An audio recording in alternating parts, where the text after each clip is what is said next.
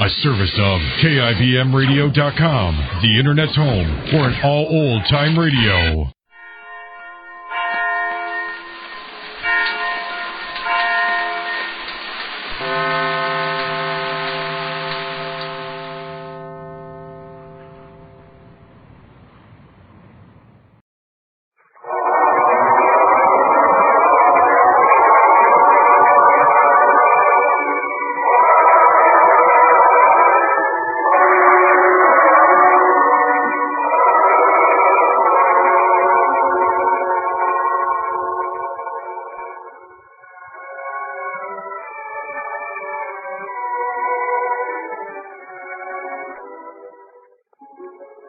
Tonight, we present They Who See Not Shall See, a drama of spiritual vision based upon an episode in the greatest life ever lived.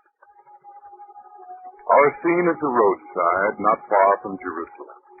Two men, the apostles, John and Peter, carefully tend a small fire over which the day's meal is cooking.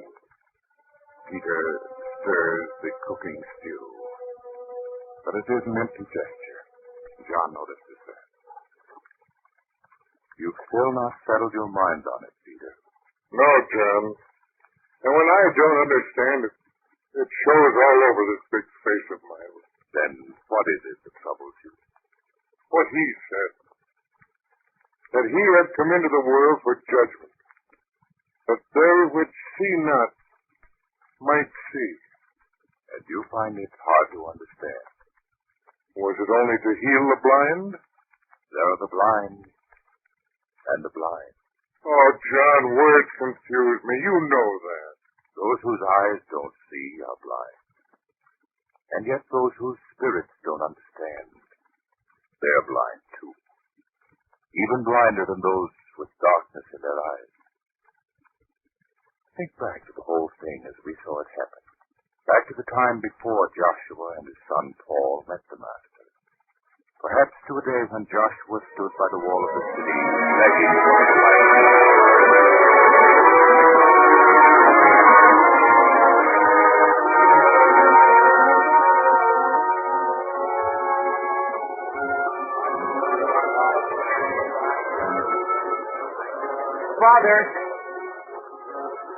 Father, alms for the poor. Spare a poor man a coin. Father. Huh? What? Father, shall we go home? I'm hungry. Hungry.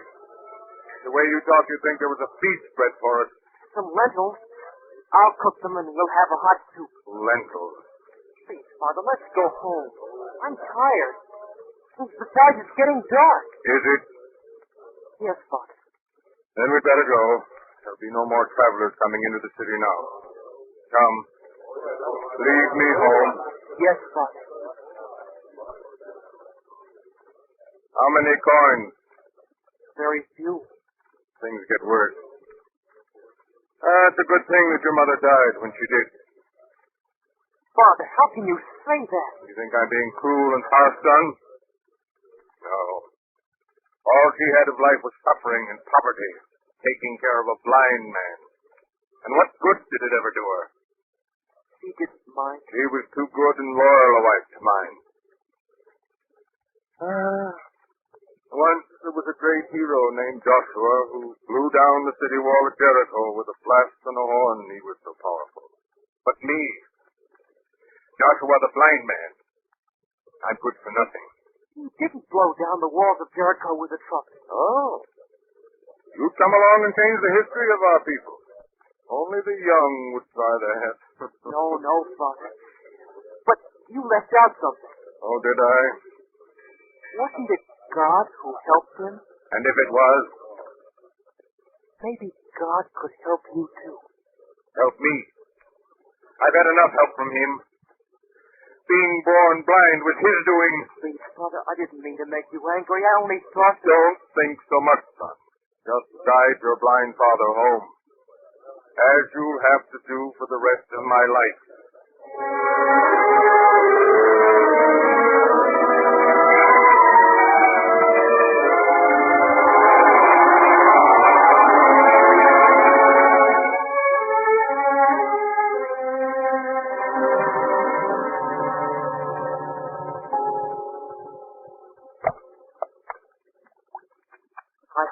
hungry, Father, because there's a big bowl for you. Here. Here, Father. Here's your ladle. Thank you, son. Paul? Yes? You're not going to eat? Oh, yes, of course. I'll fill my bowl.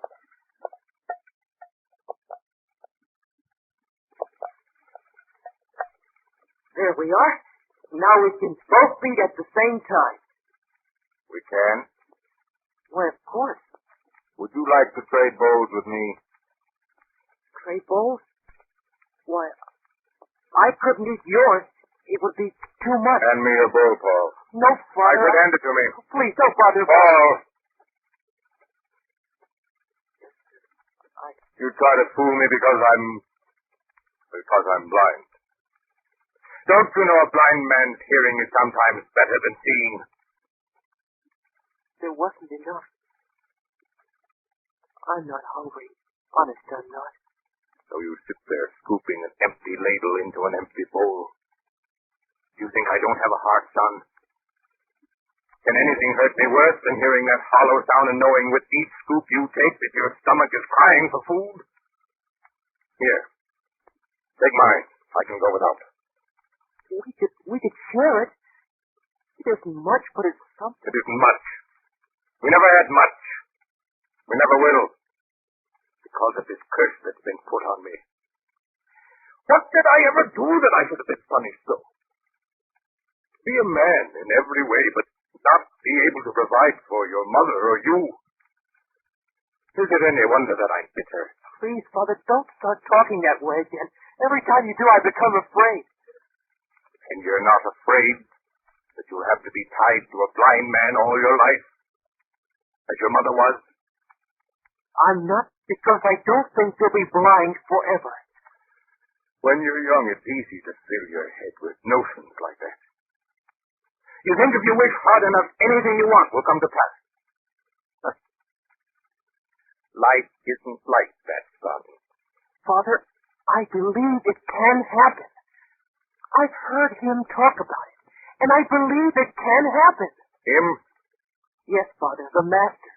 Is that where you go every day after you brought me to the city gate? Yes. You don't mind? Mind? Fills your head with something besides the poverty we have. Why should I mind? You don't believe? Believe?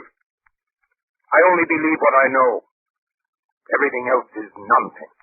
You wouldn't say that if you'd heard him talk. I've heard my mother talk since I was a boy younger than you are now.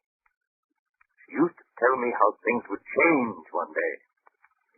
I believed it then, but I don't anymore.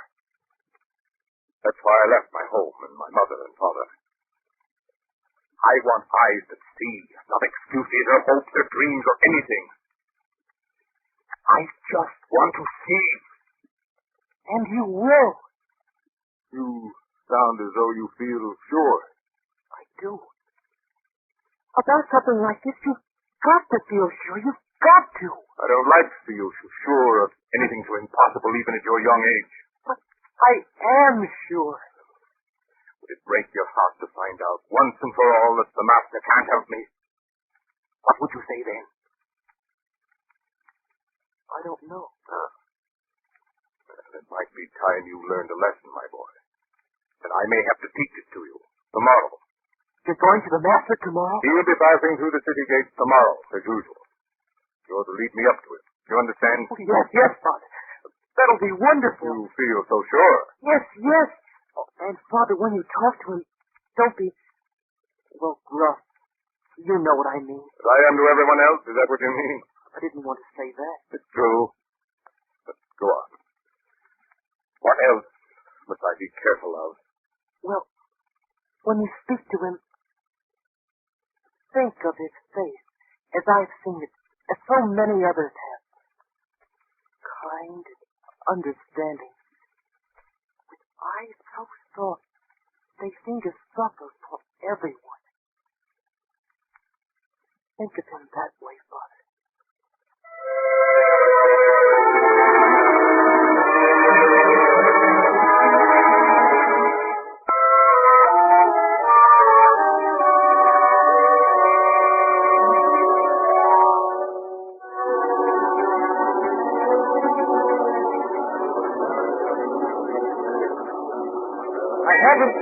him yet, brother. He may not come this way today.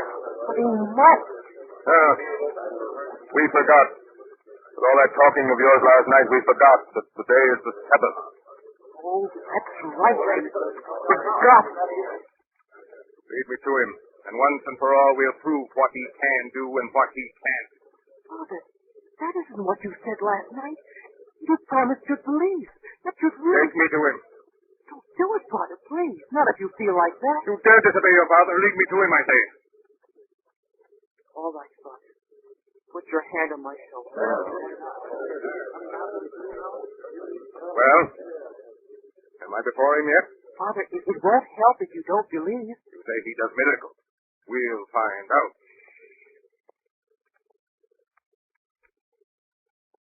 Here, Father. Here is the master. Good. You're the master, they tell me. I can't see for myself, so I have to take my son's word for it. If you are the master and you can do these wonderful things my son talks about, I ask you to make me see. That's Joshua, the blind man. The master can't do that. Blind all his life. Well, master, can you cure my blindness? Or is it only special miracles you perform? Easy miracles. Father. Let go my arm, Paul. No, I won't, Mister. I won't. You won't talk that way to the master. Master, please listen to me. My father, he's a bitter man.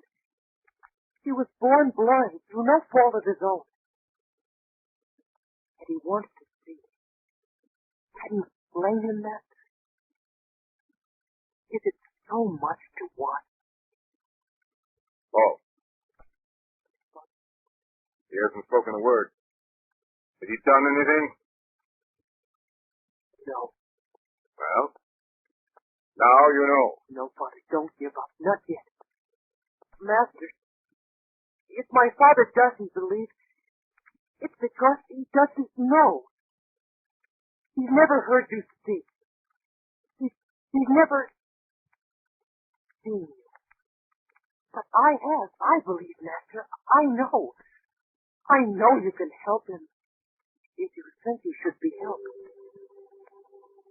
Please, Master.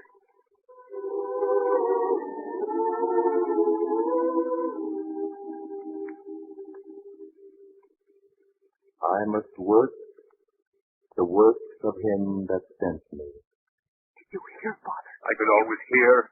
I want to see.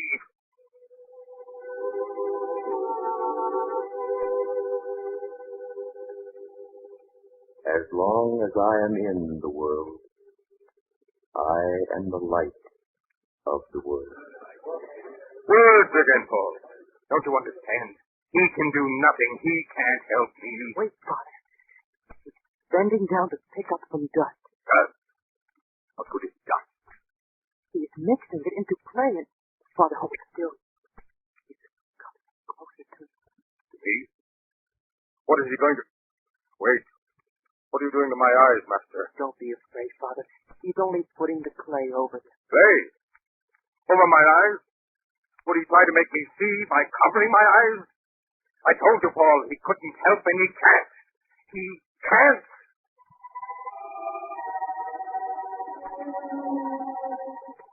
Go. Wash in the pool of Siloam. Did you hear, Father? Come. What? In the pool? Why? Please, Father, come with me. Do it for me, please. For you. Please, I'll follow. I'll go to the pool.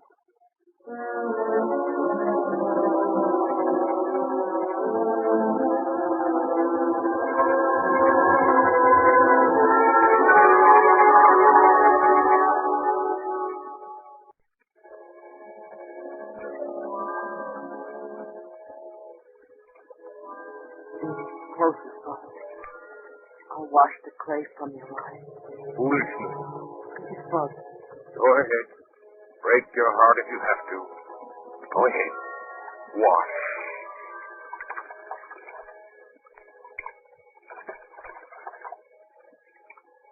Father.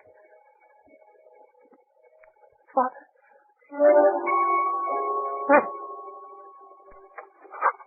Father, what is it? What? Oh. Turn to me. Look into my face. Yes, Father.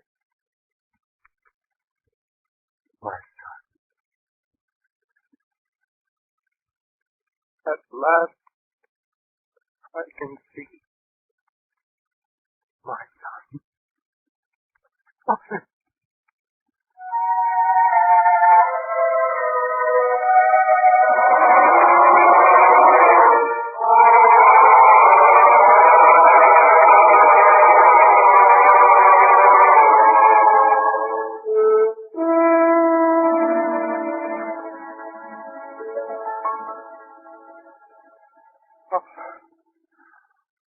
A whole new world. Everything new. I knew it. I always knew it. Yes, you did. Now hurry. Lead me back to the city gate. Lead you? But, Father, you can see now. And if I can, I must become accustomed to this different world of light. Lead me until what was familiar to my touch becomes familiar to my new eyes. And there must be him. His face. As you spoke about it. We're almost to the gate now. See? There it is. Yes. Then where is he pointing out to me? I don't. Not here. The master isn't here, Father. Gone? You mean he's gone? He isn't here. Oh, and I wanted to talk to him. I wanted to thank him, to tell him, Joshua, is it really you? You are Aaron. I know your voice. I know it. Joshua, you can see. Yes, I can see. I washed my eyes in the pool, as he said. And I can see. I can see. Everyone, listen. Joshua, he can see. He can see.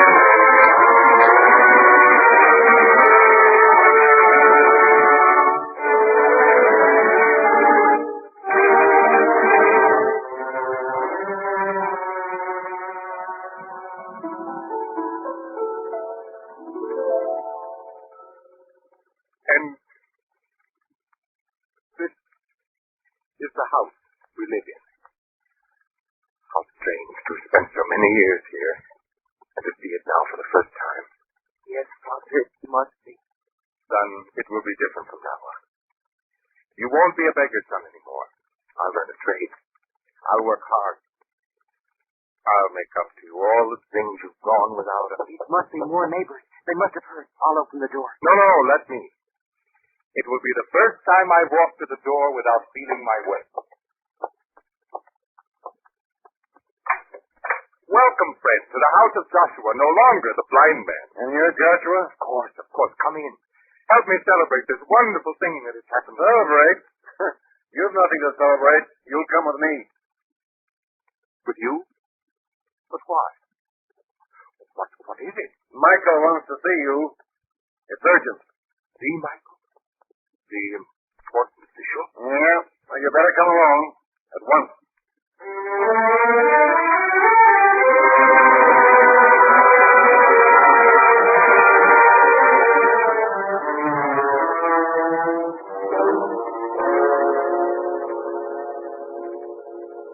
So I came here quickly as I could with the guard. My boys waiting outside.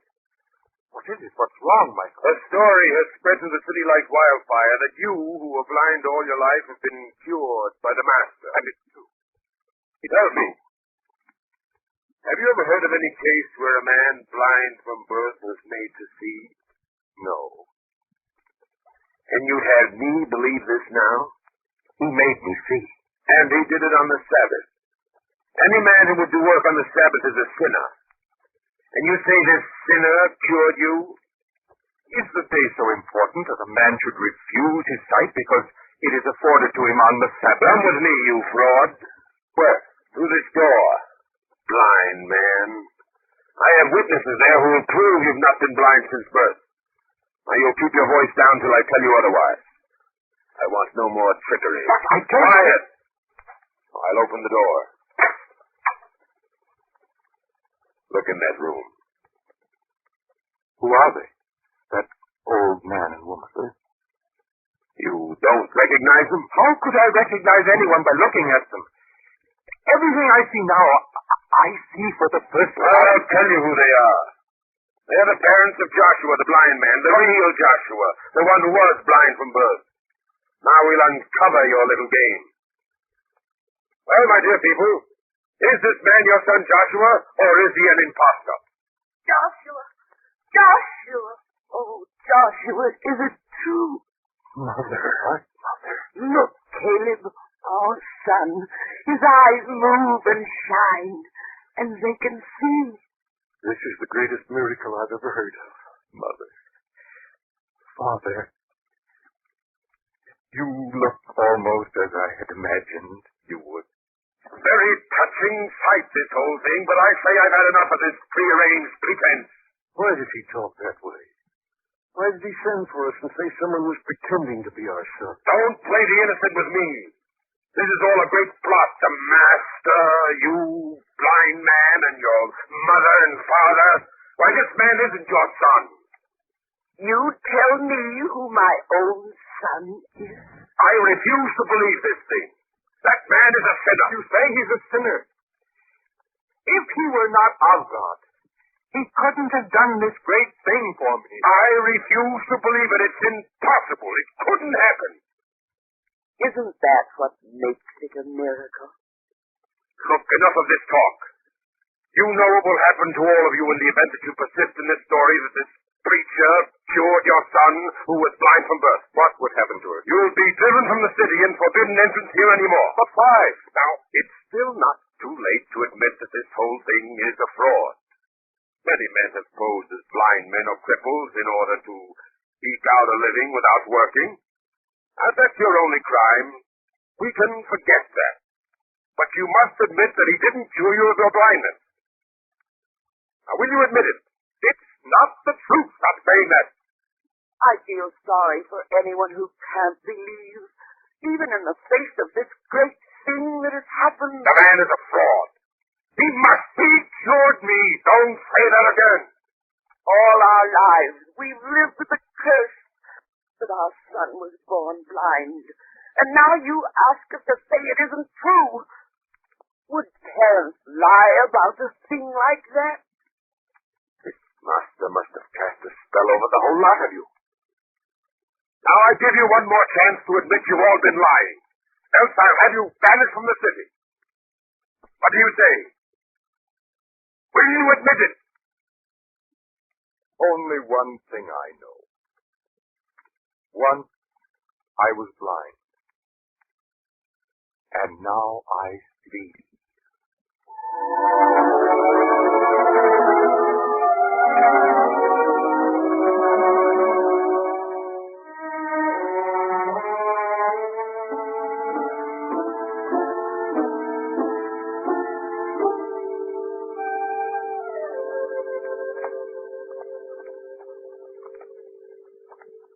And we must leave the city, Father? Why? The authorities say I'm a fraud, but leaving won't be so difficult. It could have been worse. We'll find another place to live. We can. We can do anything now, can't we, Father? Now that I can see, now that I know, we can do anything, Paul. How could they say you were a fraud? Men can say anything if they have a motive. But you don't mind, do you, Father? Mind? Of course not. The only thing is, I would have wanted to lead a master at least once before we left. I may never have that chance. Yes, it would have been a... Father, look ahead there on the road. Those men coming toward us? Yes, the one who leads them. The master. And he seems to recognize us. He knows us. I think he came looking for us, Father. Then we must go to meet him. Come, Paul, come. Master! Master! I searched for you, and now I've found you. I can see. And it was your doing. How can I thank you, Master? How?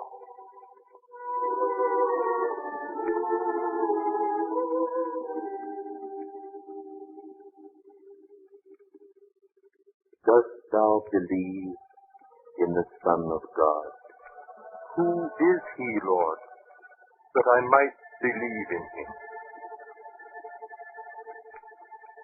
Thou hast both seen him, and it is he that talketh with thee. Lord, I believe.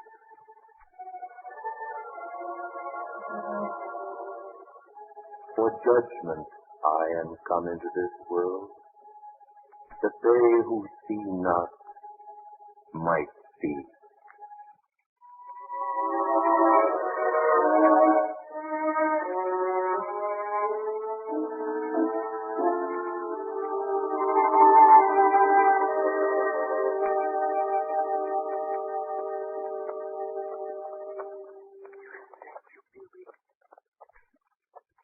You said it. And I meant it, son. What he said. Yes. What he said. First, he gave sight to my eyes. Then he gave sight to my spirit. For I didn't believe, because I was blind in spirit. Now, I see.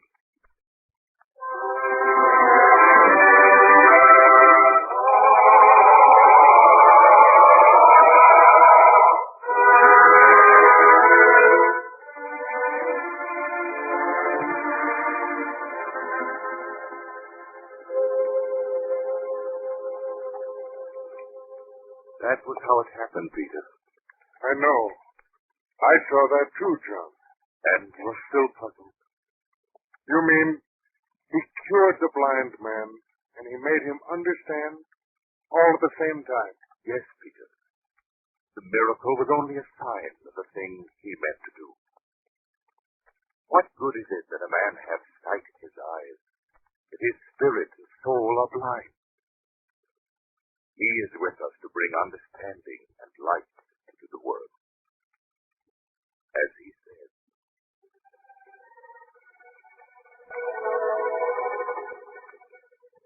For judgment I am come into this world, that they who see not might see.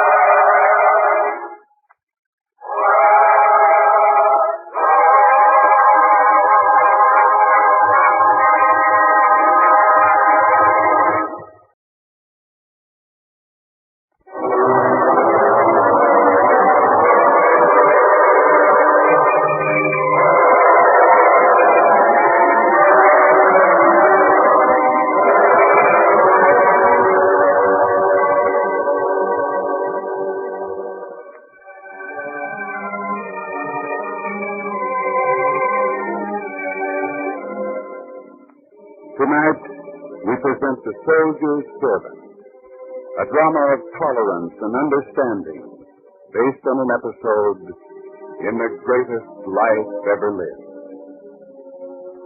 Our scene is the town of Capernaum on the shore of the Sea of Galilee. Within sight of the blue water stands a military camp, headquarters of the Roman occupiers. In the tent of the officer in command, a servant stands holding a tray of food. Please, sir, it's time for your noonday meal. What? Oh, Marcus. Time to eat, sir. Put it down here, Marcus. It would be better if it's stuff to eat now, sir. So much to do. There's always so much to do. I know. But as you yourself used to say back in the campaigning days, strong, healthy body is a soldier's best friend. You should eat before the stew gets cold. Stew? Oh, Marcus, you never forget my favorite. Not even the highest-ranking general in our entire army has an aide as thoughtful and considerate as you are. Thank you, sir. And now, let me give you some of this. Ah, that's good. Very good indeed. Yes, sir. Have you eaten yet, Marcus? Please, sir. You're worried about what the other soldiers will say, hmm? Well, don't be. I'm in command here, and I can have anyone I please as my guest. And right now, you're my guest. It's a command. Yes, sir. Well, go on. Don't think I'll wait for you. Not with a stew like this. Oh, no. How is it going, sir? How did occupations ever go? The Jewish people don't like to be kept in subjection any more than others. They continue to fight Roman rule. More incidents? You know, it's strange the way we military men talk. If only a few men are killed, we call it an incident. To those who are killed, I dare say, it's a little more important. After all, if these people don't recognize Roman rule... Of course. But eat. No business during eating time. In here. Let go of me. Take your hands off. In here. Don't hit him. He's a tough one, sir. What's the charge? Sabotage. They found him down at our well, dropping in leaves and herbs to make our water bitter. I see. Well, you may go. Leave the boy here with me. Don't you want my report, sir? You put him on trial. I'll call you in later if I need you. Now go. Yes, sir. 20 lashes will do him good. All right, boy.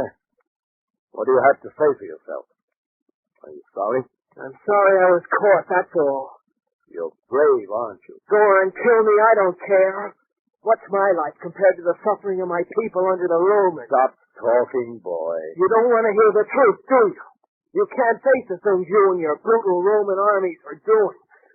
I don't blame you. Stop talking, boy. Not for my sake, but for yours. You may say something that will carry a heavier penalty than mere lashing. You can't threaten me. When you're young and life seems endless, you can be easy with it. But when you grow older, as Marcus and I are old, then life begins to mean more. Have some sense, boy. Control your tongue. Don't make me do anything I don't want to. Don't do me any favors. I'm guilty of what the soldier said. And after I've had my lashing, I'll have even more reason to hate Romans. And kill them. And we'll kill plenty, I'm telling you now. I tried to advise you, boy. Why should you try to advise me? You're one of them. You're a conquering, murdering Roman. So don't try to tell me you're giving me good advice. You think I'll be so thankful you let me off that I'll go away and not bother you again. Well, you don't know me. You don't know us. Can't you understand that I'm trying to help you? You murdered first and help afterwards. A good system.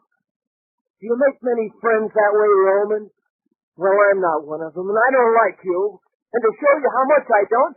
What, you don't... Let go of me! Let him go, Marcus. Look, boy. For what you just did, I should have you put to death. But what good would it do? There'd be another in your place. So, get out. But if you're brought in here again, I'll have no choice.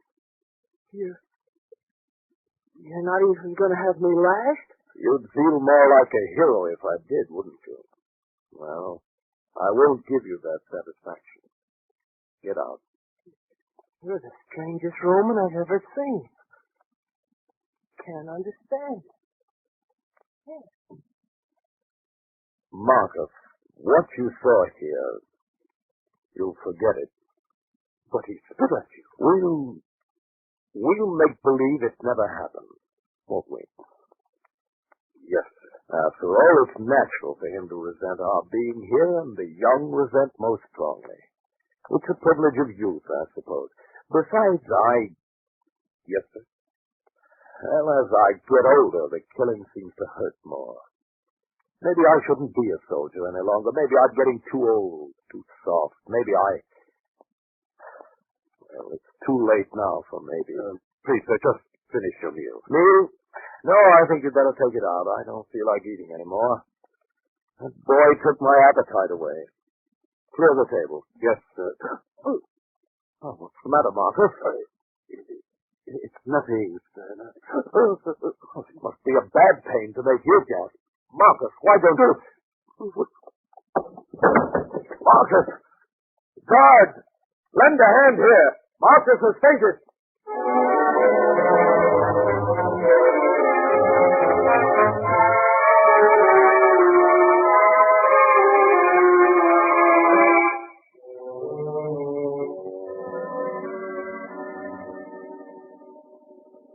And how is he now, guard? I've been bathing his head with cool water, sir. He seems better, but he hasn't spoken. Not a word.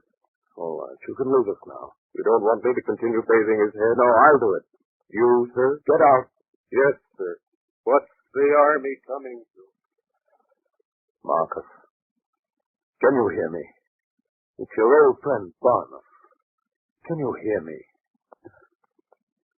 Sir, is this a time to call me sir? We're alone, Marcus, just two friends. And I don't mind telling you one friend is very much worried about the other. I'll be all right.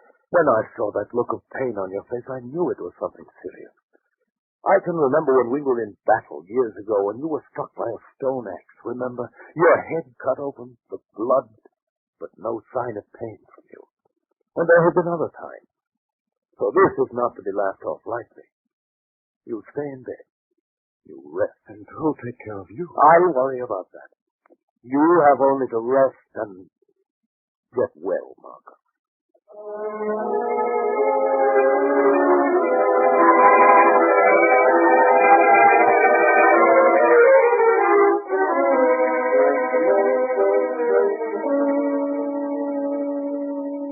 And here's a report from province headquarters, sir.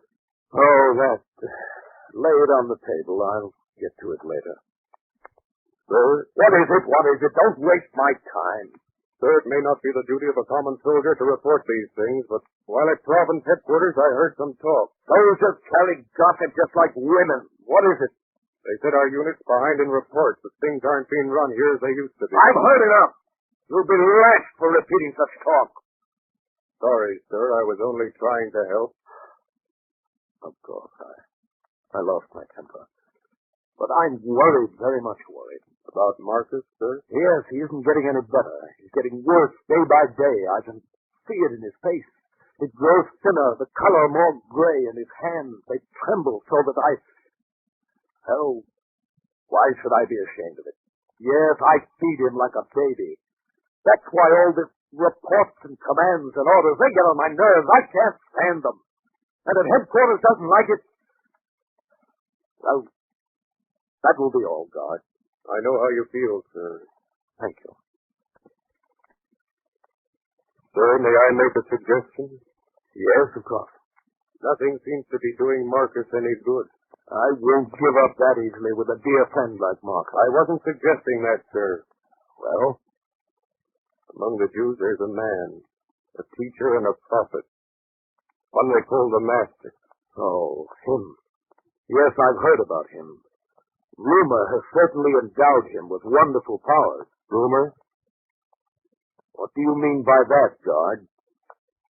I take a great risk when I speak of it. I wouldn't mention it if it weren't the Centurion's old friend who's died. If it's something to do with Marcus, out with it, and there'll be no penalties no matter what you say. Speak up, man. Well, sir, one day not long ago when I had leave, I went to hear the Master speak, to watch him with the people, and... Speak, man, speak! You may not believe it, but I saw it. Saw what? I saw a lame man carried to him. When the master had finished speaking to him, the man left his crutches and walked away as well as you or I. You saw it? Yes, sir. It's hard to believe. It's even hard to believe when you see it. But it happened. You think the master could help Marcus? And anyone else? That's the only thing I'm sure of. He's beyond our help.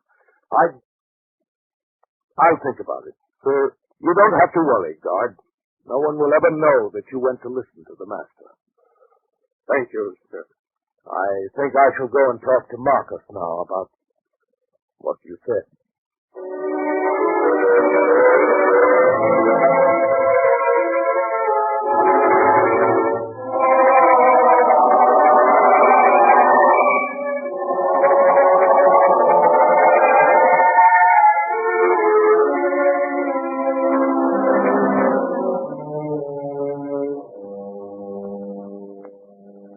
Well, Marcus, you're looking better today, much better.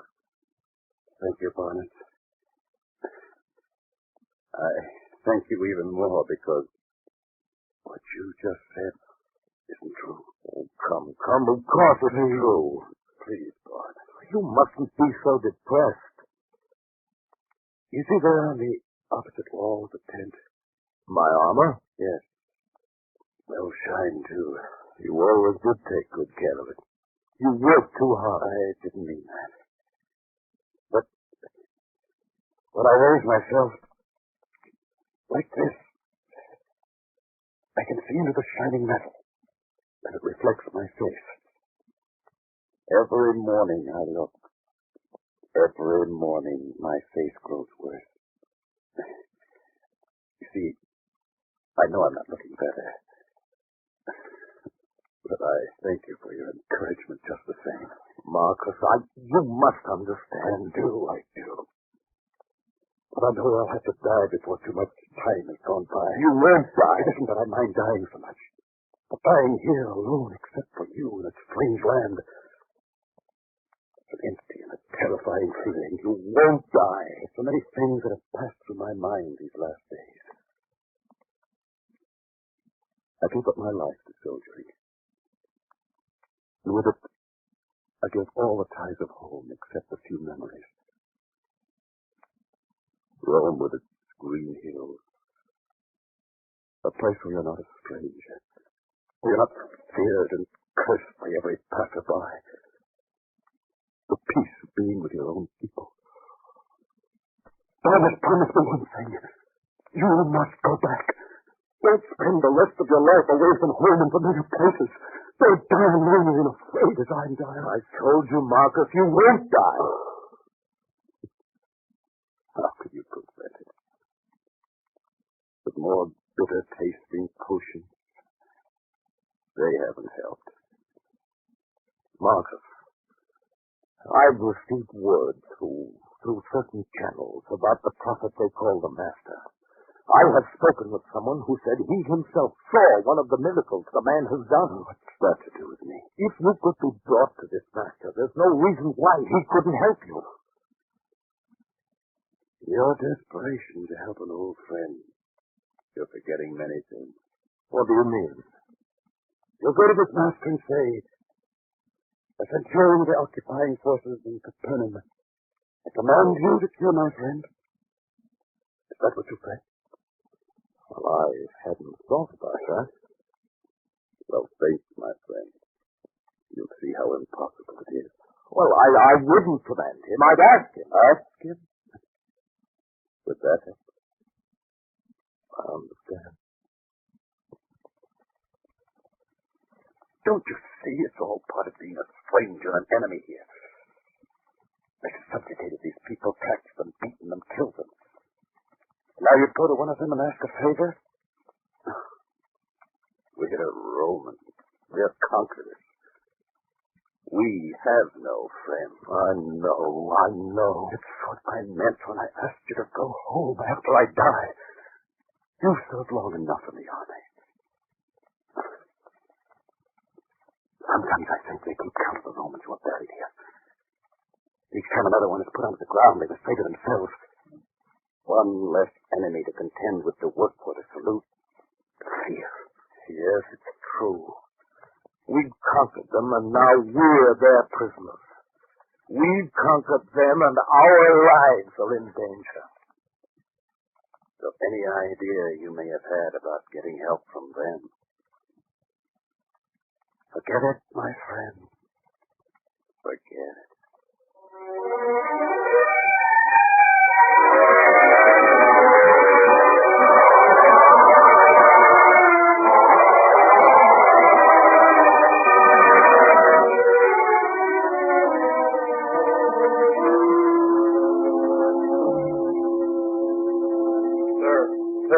Sorry to interrupt, but it's about Marcus.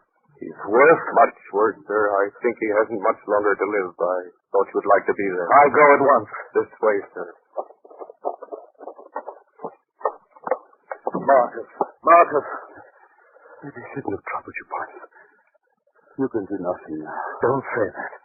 Guard, more fresh cold water, and bring another cover. We must make him comfortable. Do no good, partner. Don't keep saying that. It must do some good. Something must do some good. Sir, remember what I suggested? Yes, we talked about it. It wouldn't work. But still, what is there to lose now? Guard, have my chariot harnessed. Yes, sir. I'll go to see the elders of this town. I'll ask them to help. Maybe if they intercede. Please, partner. Don't humble yourself for my sake. It won't work. And then you'll have lost your prestige for nothing. Prestige? We can't stand on vanity any longer. Marcus, if your life can be saved, I'll do my best and not care about the cost. Guard, harness my chariot.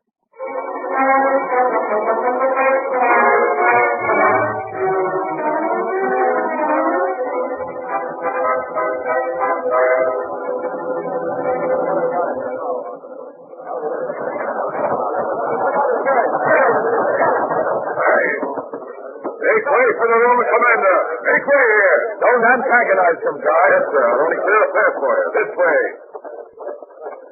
In here, sir. Representative of Rome for Capernaum to see the elder, Aaron. I am ready to receive him.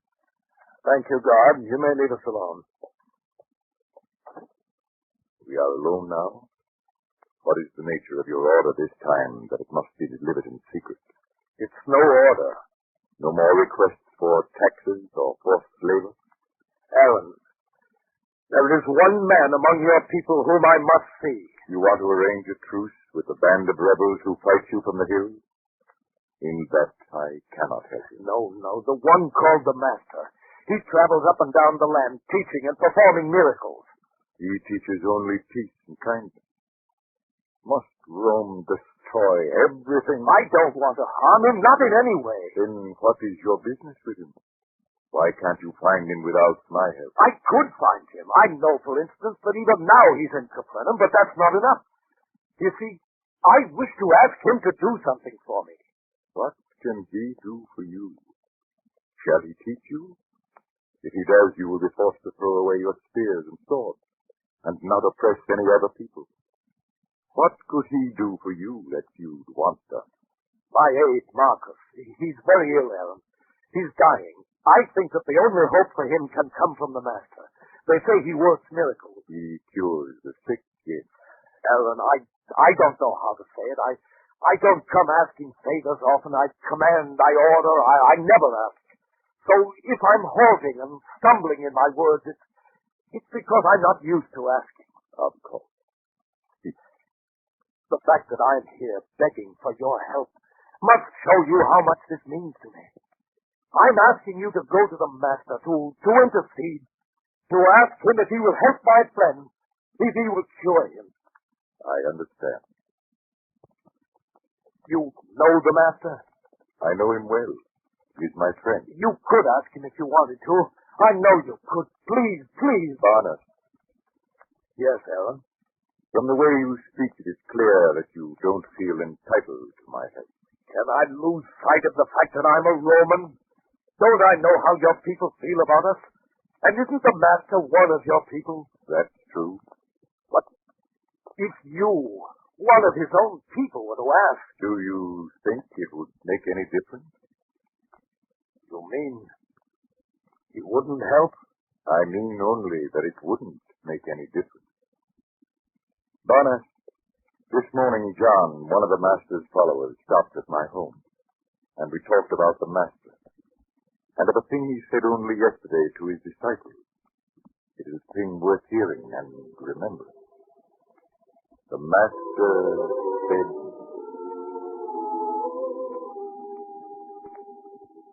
"By their fruit ye shall know them. A good man out of the good treasure of his heart bringeth forth that which is good. And an evil man out of the evil treasure of his heart bringeth forth that which is evil."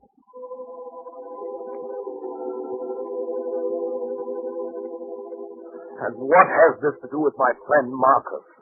You've come asking a favor, Barnett. Shall I look on you and your dying friend as Romans or as men? We need help. Yes. And as the master said, every tree is known by its own fruit.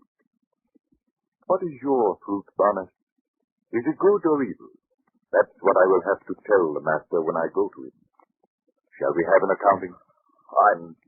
I'm not all bad, Aaron. I know that well. When our synagogue was swept away in the tempest, you helped us rebuild it. Shall I forget that and say, the man's a Roman, and hate him? You remember that? I remember a great deal, Barnett. I remember not so long ago a boy was brought to your headquarters for tampering with your well. He wasn't lashed. He wasn't condemned, as he might have been for an incident I don't even want to mention. You know about that? Yes. Yes, I know. And don't think you lost any stature by being lenient with the boy. Yes. We know a great deal more than you give us credit for, and we remember it all. I'm beginning to see. Well, put these acts together. One by one, they begin to mount up. They are the fruit of your heart, Barnett. And by the master's own test, you have a good heart. Then you'll help me? I'll go to the master. I'll plead with him to help you. You have my word.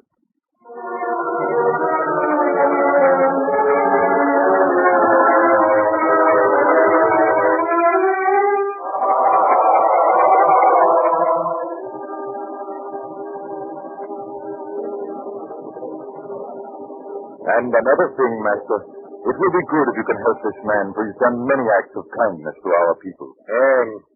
We're going with the master who is on his way to help him now. Isn't that proof that he's heard enough of the man? Yes, Peter.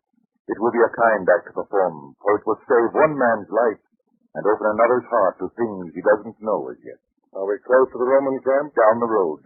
But there, you can see the tents now. And I can see a man coming toward us. A Roman, to judge by his uniform. So it is. Why, that's Barnett himself. Barnett!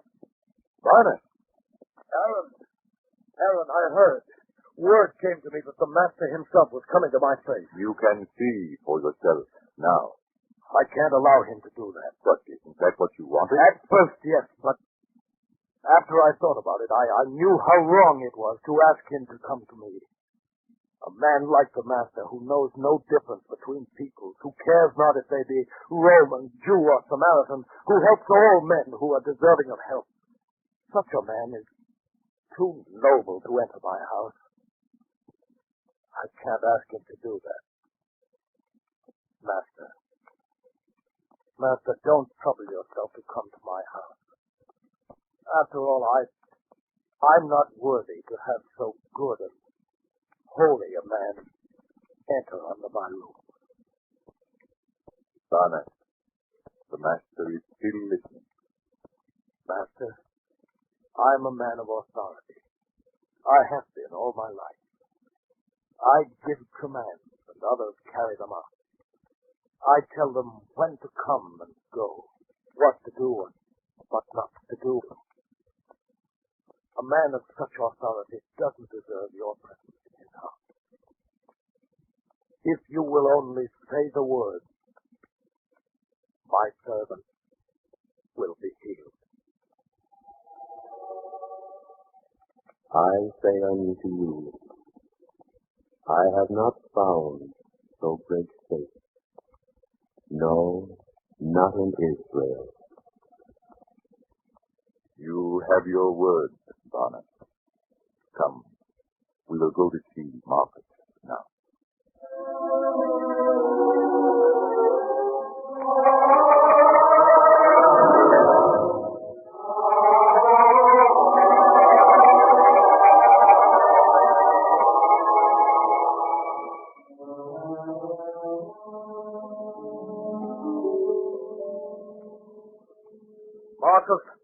Marcus!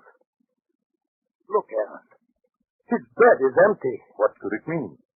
I'm here, Barney. Marcus, you're polishing my armor.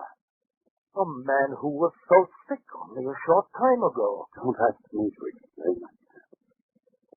I only know suddenly I began to feel better.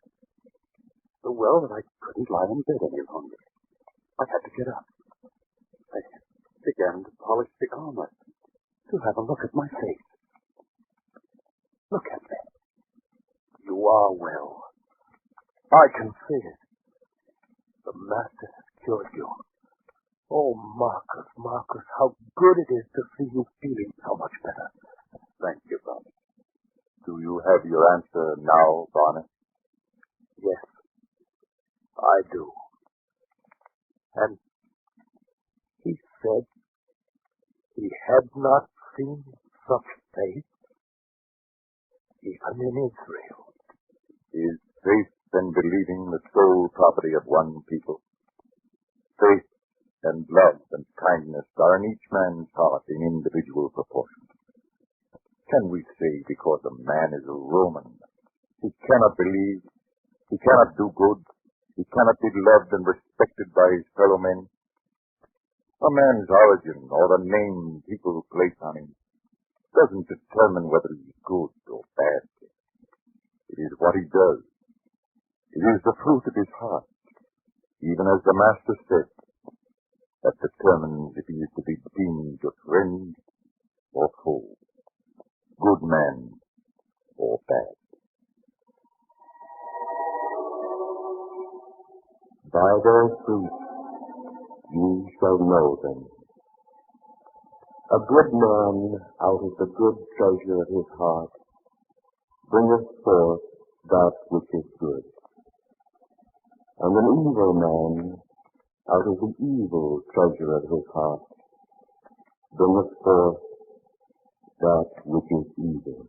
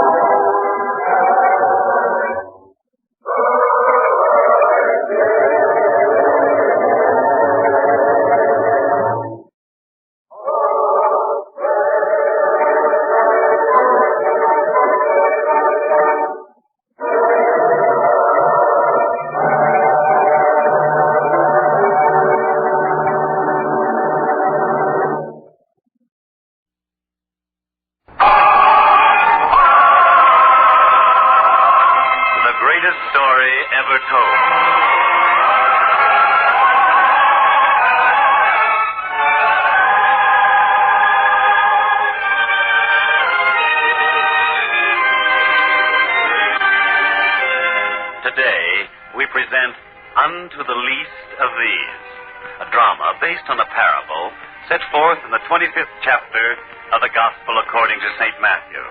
a parable from the greatest life ever lived.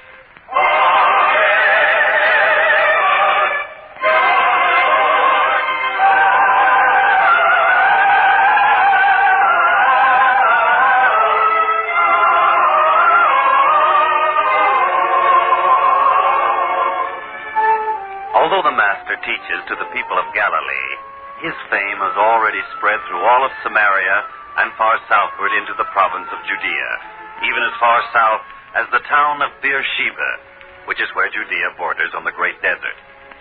And in the town of Beersheba, there's one man to whom the Master's teaching of a new way of life has come almost as the answer to a prayer. This man is the elderly Zechariah. And since the very first moment he heard about the Master, of his birth and his teaching, Zechariah has pondered this very carefully until now, when he chooses to speak to his son Daniel. And so, Daniel, I have been thinking about this, and I have come to a conclusion. My son, it is time that I should be leaving here. Leaving? But why, Father? Surely you have been comfortable here. There's always been one of my ambitions in life to provide for you when you have reached this age. And so you have done, my son, and I'm sure God will remember you for it. Father, if anyone has said anything to make you feel you are not welcome here... My leaving is not to be interpreted as a complaint. You see, almost a year ago, I heard about the teachings of one whom his followers call the Master. And not only are his teachings so wonderful, but he works miracles too. In fact, Daniel, I'm led to believe that he is the Messiah. Father, do you realize what you have just said? Yes, my son, I realize it. And I tell it to you only so that you will know that for me, there can be no other way. I must go to Galilee. I must see him. But a man as old as you are, Father... Use that only as a test of how much I believe. For despite my age, I must go and see him. But Galilee, a new place, strange people. We have no family there. My son, let us face the realities. How much time do I have left? A year, 2 years? Let me go to Galilee and find him and spend that time with him. When you are older, you will realize what it means to want inner peace before it is too late. You have been thinking about this for a long time. Well, Father, if you feel that way, I wouldn't be the son you raised if I stood between you and such an ambition. I shall help you prepare for the journey.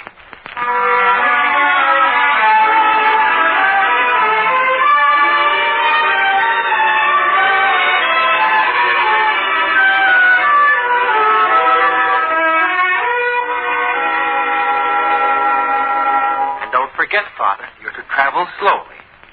With such a fine camel as I've got for you, you can make the journey in leisure, yet without sacrificing too much time. Daniel, you sound like a father instructing his son on his first journey away from home. Let me remind you, it's the other way around. And I have done my share of traveling, don't forget. But to go all the way to Galilee... You needn't worry, Daniel. And now I'd better say my farewells to Deborah, to the grandchildren.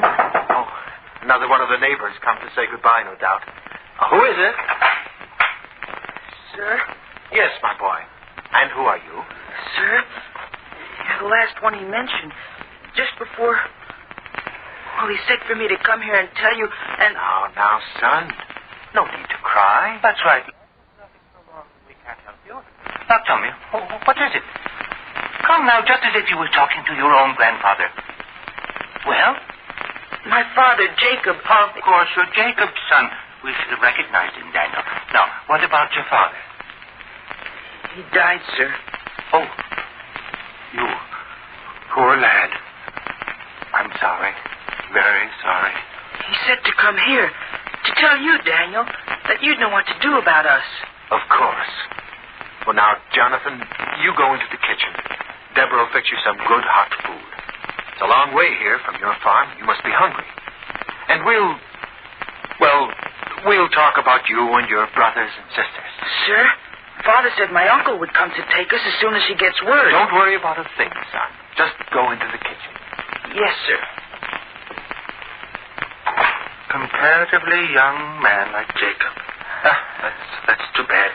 And now we've the children to think about. It wouldn't be so bad if they had a mother. No. And then there's the land. It's all that's left of the children. Should be protected for them. Yes, Daniel? Yes, Father? You couldn't take the children into your home, could you? Not all 6 of them. But we could take one, and the others could be placed with families here in the town till their uncle comes for them. But is it the right thing to do, Daniel? They must be cared for. Of course, but they've just lost their father. Now they'll be losing each other at a time when they most need to be close. There should be another... Daniel? The children will not be separated. But who could take them in?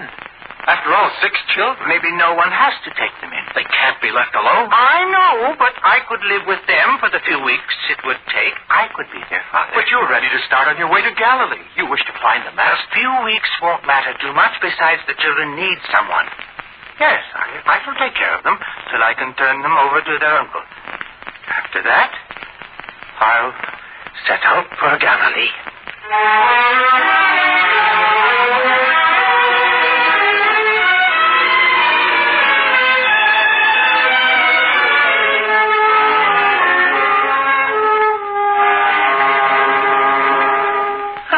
Well, Jonathan, we've got them all off to bed again. Yes, sir. Father used to have much more trouble. We've gotten along pretty well the past few weeks, haven't we? Oh, yes, sir. And they're not afraid anymore. You mean they were afraid of me at first? Oh, no. But we were always expecting they would separate us.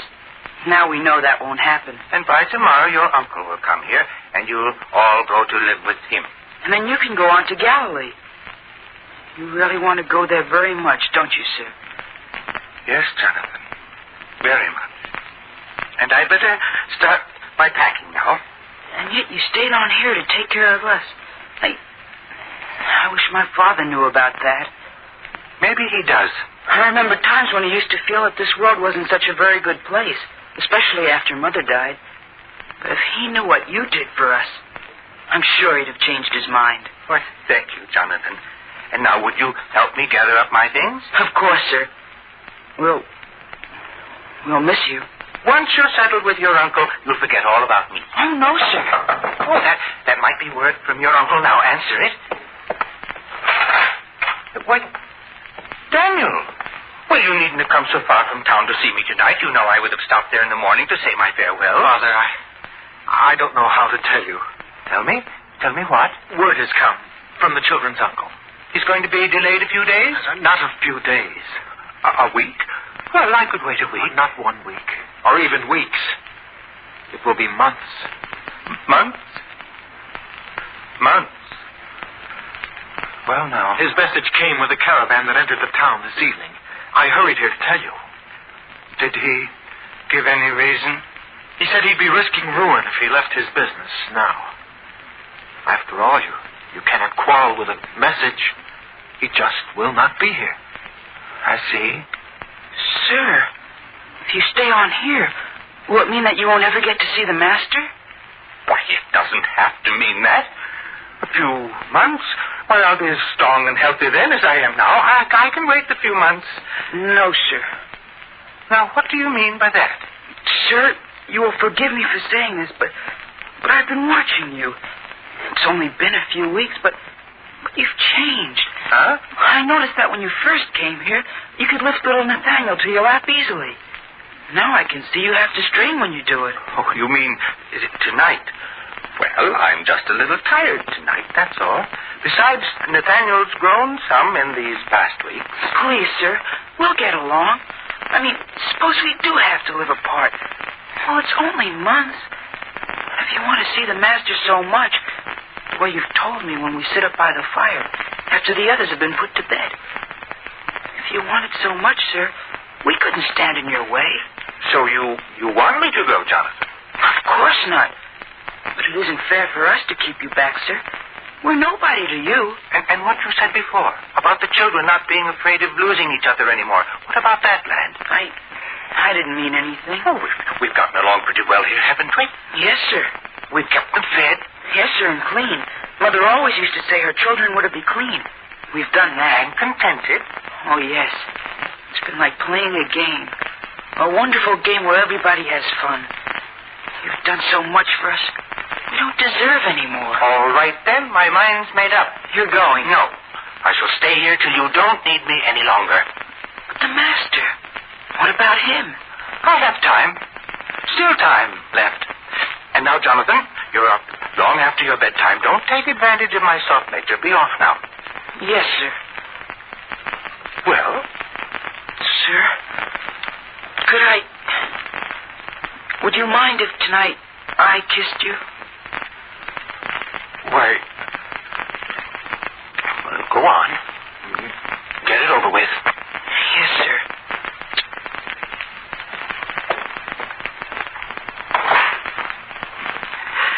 That boy. Too sentimental. That's his trouble? Father, tell me, honestly, how much time do you think you have left? No man can answer those questions for himself. I only hope I have enough time.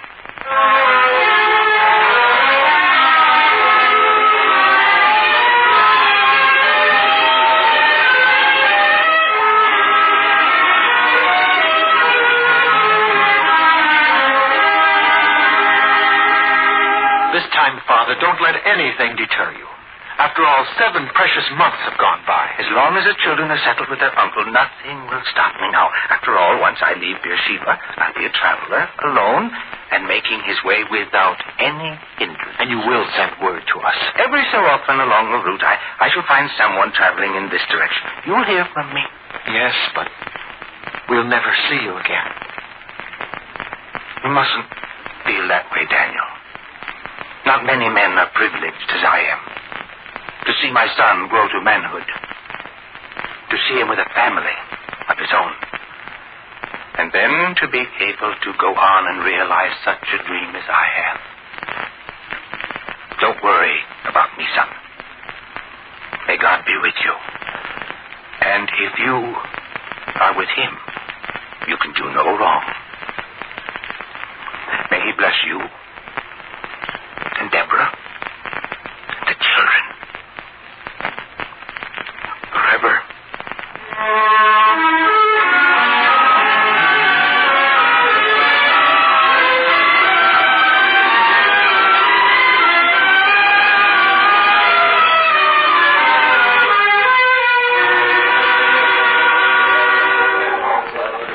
You there, sentry.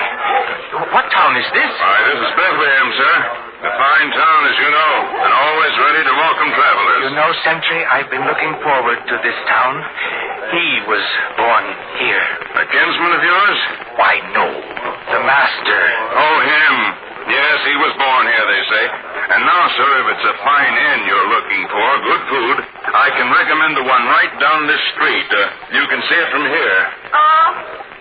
Alms for the poor? You there, woman. No begging allowed here. Get on with you. Please, sir. This kind traveler might be of a mind to give me a coin. Get along with you. You beggars give the town a bad reputation. Get along. Yes, sir. All right. I'll get along. Poor woman. Don't feel so sorry for her. She's been told more than once to stay away from the town gate. The elders don't like it.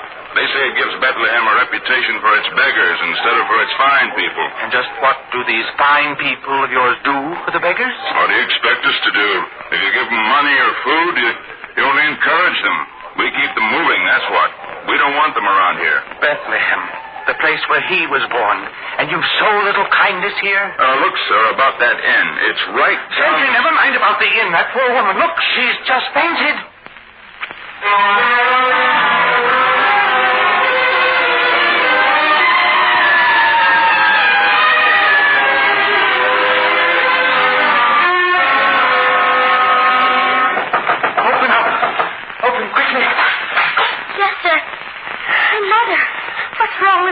Please help me with her.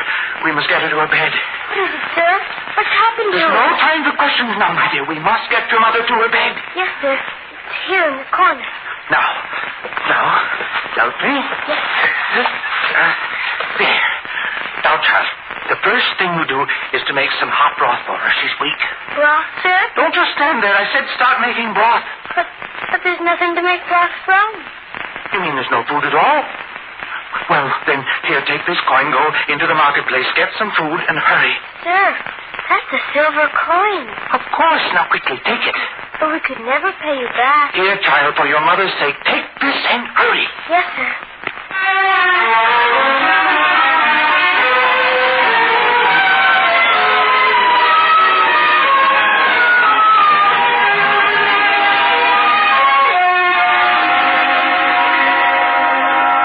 Well, my dear, I shall have to be leaving here tomorrow. Zechariah, you say it as though you're apologizing. I'd like to stay on and care for you and the child, but I must go. You see, there's so little time left. You put off your dream for almost a month just to stay here and help us. To see we were fed and cared for. A month? Has it been that long? You needn't try to make little of the time.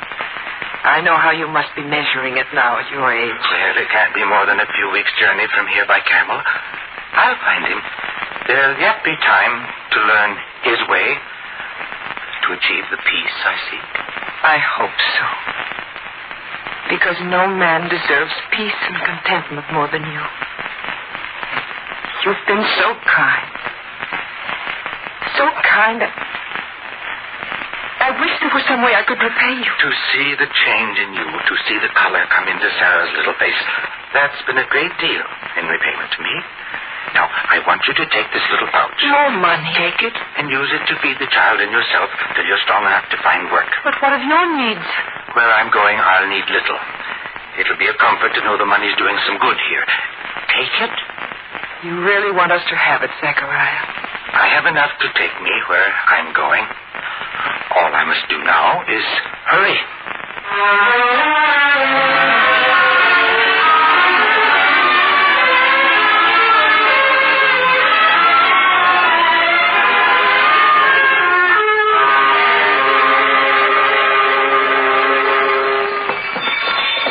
Out of the way, man, out of the way. What's the matter with you? Whoa! You there. Don't you know enough to get out of the road when a camel approaches? Sir, you talk to me. Yes, I'm talking to you. Here I am. Oh, I'm sorry. I didn't know. Yes, sir.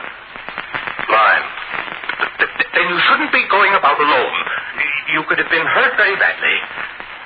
Here, young man, let me help you. Stand where you are. I'll dismount. There. Now, tell me, where do you want to go? They said this was the town of Nazareth, where he lived. Yes, I've come here myself, seeking him. And so did I. For he shall give sight to these useless eyes of mine. I've heard he can do that. They told me not to start. They said a blind man could not travel such a long distance alone.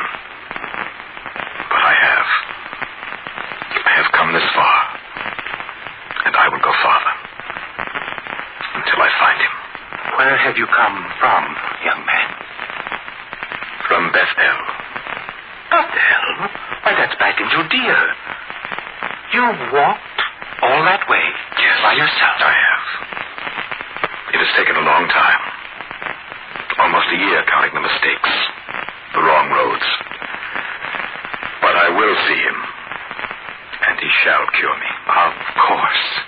Such faith as yours mustn't go unrewarded. I've heard he's by the shore of the Sea of Galilee now, near Magdala, Capernaum. Yes, that is what I heard, too. Another 2 months or 3, and I shall find him. 2 months? To go that distance? For the blind, it takes longer, sir. 2 months? Do not worry. I will find him. How do you eat, my son? I beg. And you walk on naked feet? They do not bleed often. Would you like to find the master sooner than 2 months? Sooner even than 2 weeks? You must not joke with me, sir. Perhaps it can be arranged. How? With a camel, you could travel faster, couldn't you? And would the camel know where to go? Oh, you're right. This will take more than I thought at first. You must have an animal, and you must travel in the caravan. You must have fodder for the animal and food for yourself. The only miracle I seek is to see again. It's no miracle. I know how it can be done, and we will arrange it. Come with me.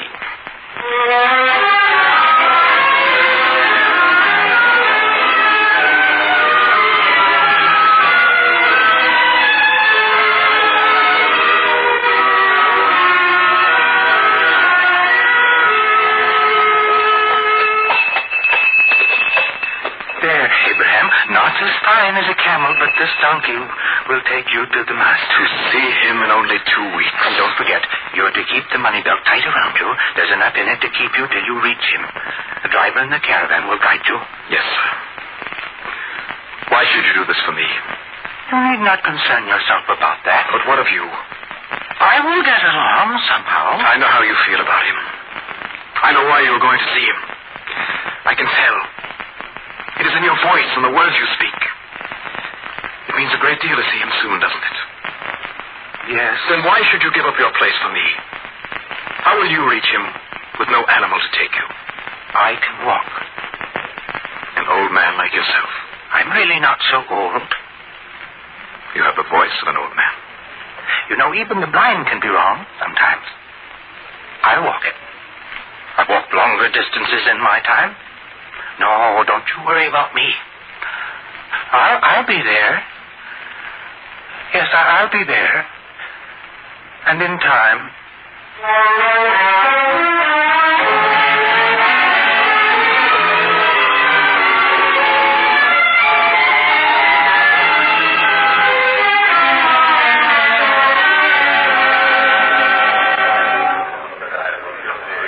Please, someone help me. I must find him before it's too late. Here, friend. I'll help you. Thank you. I must be close now. Very close. They said so. You come seeking the master? Yes. It's been a long time. Is he here? He is. Then I must go to him now. There's not much time left. He is atop that hill. Let me help you. No. I'll reach there. Here, sir. Let me help you. I'll carry you. Now, you rest easy. Who are you? Peter is my name. Peter? Yes, I've heard of you. The strong one. And look, so many people hereabouts. So many. It's just like I imagined. Exactly. You've come a long way? From Beersheba. That is a long way. And a long time. Tell me, Peter, did a young man come here, a tall man? Abraham was his name. And he was blind. He came to regain his sight. He was here. Tell me, did he go away seeing? Yes. That's good. It was better that way. Much, much better. The boy has his sight again. It was worth it. It was. What do you know of it? He talked of nothing else but the man named Zachariah. Me? He wanted to see you with his own eyes. He waited many days. Then he gave up. You see, he thought you might never arrive here at all. It was nice of him to have waited as long as he did. And now, sir, the moment you've come all this way for, here's Zachariah, here's the master. But Peter, set me down. If I cannot stand before him, at least let me lie at his feet. Yes, Zachariah. There. And you needn't talk loud for him to hear. Yes. Master, I'm here. Not when I wanted, nor as I wanted, but I'm here. Seems like such a long time ago that I decided to come. But things intervene. You must forgive me. It was my fault. Perhaps I should have been more steadfast. You see, I plan to spend my last year or two here, seeking your way and the peace and contentment you promised. Now I have no years left. No time to learn. No time. It could have been so different, Master.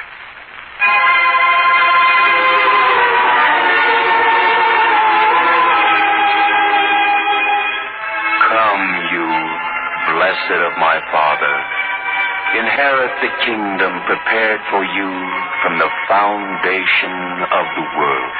Master, you speak thus to me, but I have only seen you this moment, heard your voice only once.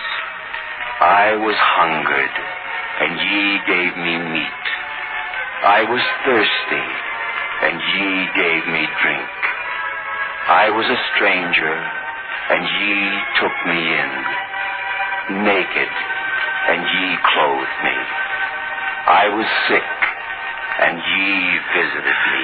Master, please, surely you must mistake me for another man. I'm Zachariah of Beersheba. You've never seen me before. When did I feed you? When did I come to aid you in your sickness? Surely you mistake me for another.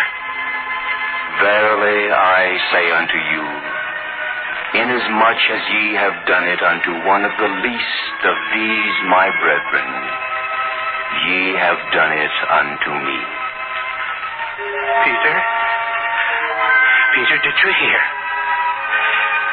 Blessed, and of his kingdom,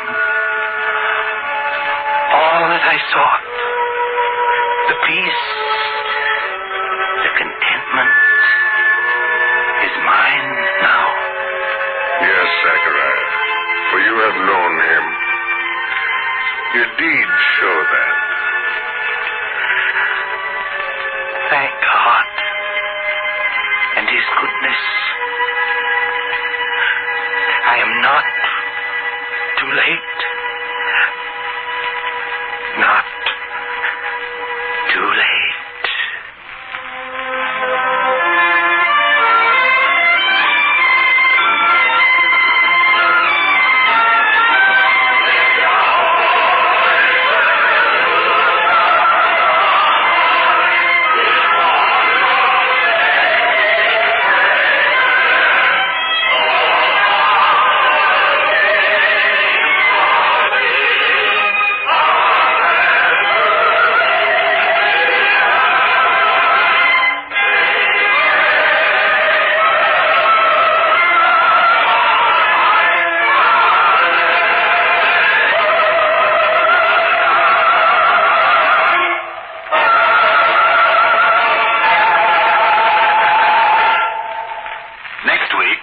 Same network at this time, we will present another episode in the greatest story ever told from the greatest life ever lived.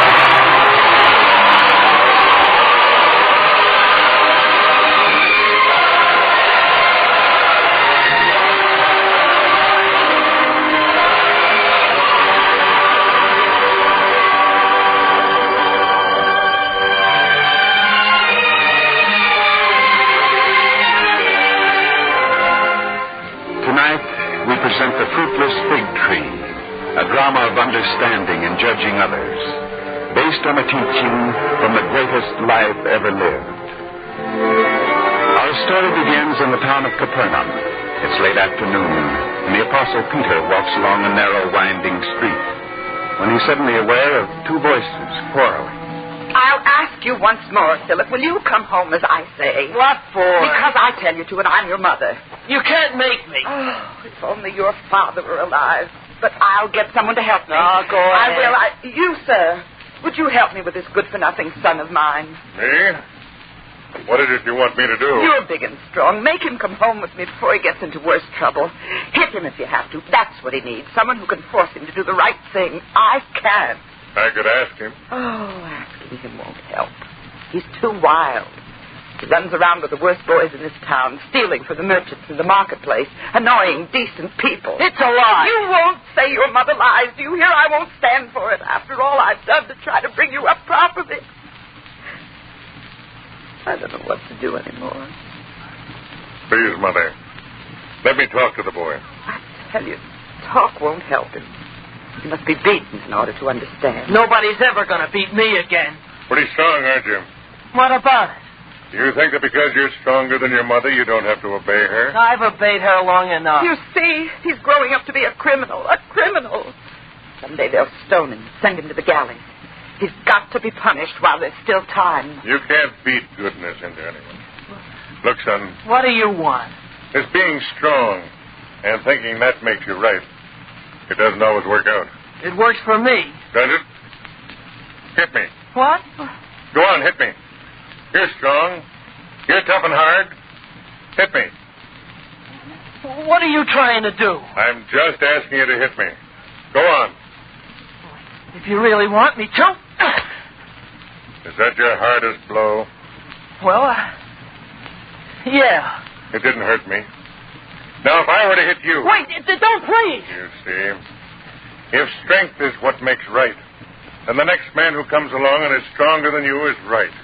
And you're wrong, just because he said so. Well, And since I'm stronger than you are, I could tell you to do anything I want you to. And you'd have to do it, according to your own rules. But I'm not going to tell you to do anything. Because big and strong as I am, I don't believe in that. Since I started to follow the Master, I know that strength does not make right. You're one of the Master's followers? Yes. My name is Peter. Peter? Say, I've heard of you. And so have I. If you follow the Master, you must know how wrong my son has been, how bad a life he's led, stealing and fighting. Wouldn't the Master himself want this worthless son of mine punished? I don't know. Well, he teaches right, goodness, honesty, all the things that my son is not. He teaches more, too. He teaches us not to judge too quickly or without understanding all the factors in the things you judge. I can remember, not so long ago, that he told us all a parable. A parable would do you good to hear, just as he told us.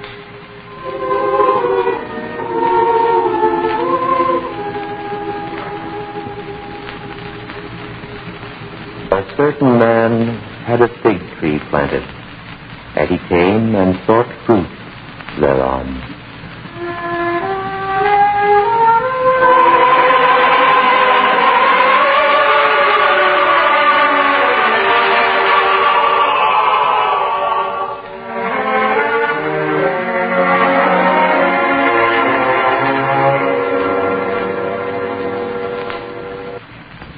These are my fig trees, young man, and yours will be a position of great responsibility. For in all this part of the land, no one raises better figs than I. Do you think you can fill a job as gardener on my estate? Oh, yes, sir. I think I can. All my life I've lived on farms. I've worked hard. I've had good experience. I want to warn you, Nathan, that I'm a strict man, a perfectionist, and that once, each harvest season, I demand that all of my gardeners bring me the choicest fruits and grains they raise. If they're not up to my standard, well, I don't have any man on my estate who can't produce the finest. You understand? Yes, Abner, I understand. Well, then, you think you can fill the job, move into the little cottage on the other side of the vineyard. It's yours. Oh, thank you very much, sir. My wife and I, we haven't been married very long. The cottage will be our first real home together. So, you see, I've got to make good. Well, I hope you do. Now, get along and get settled, and the first thing tomorrow I'll show you around the vineyard and acquaint you with your duties. Yes, sir.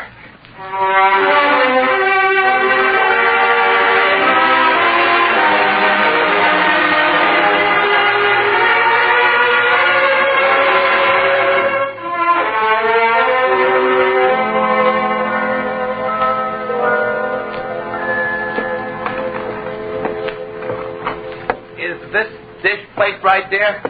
Yes, Nathan. Our prized dish. My grandmother's gift to my mother when she was married. The only thing I could save.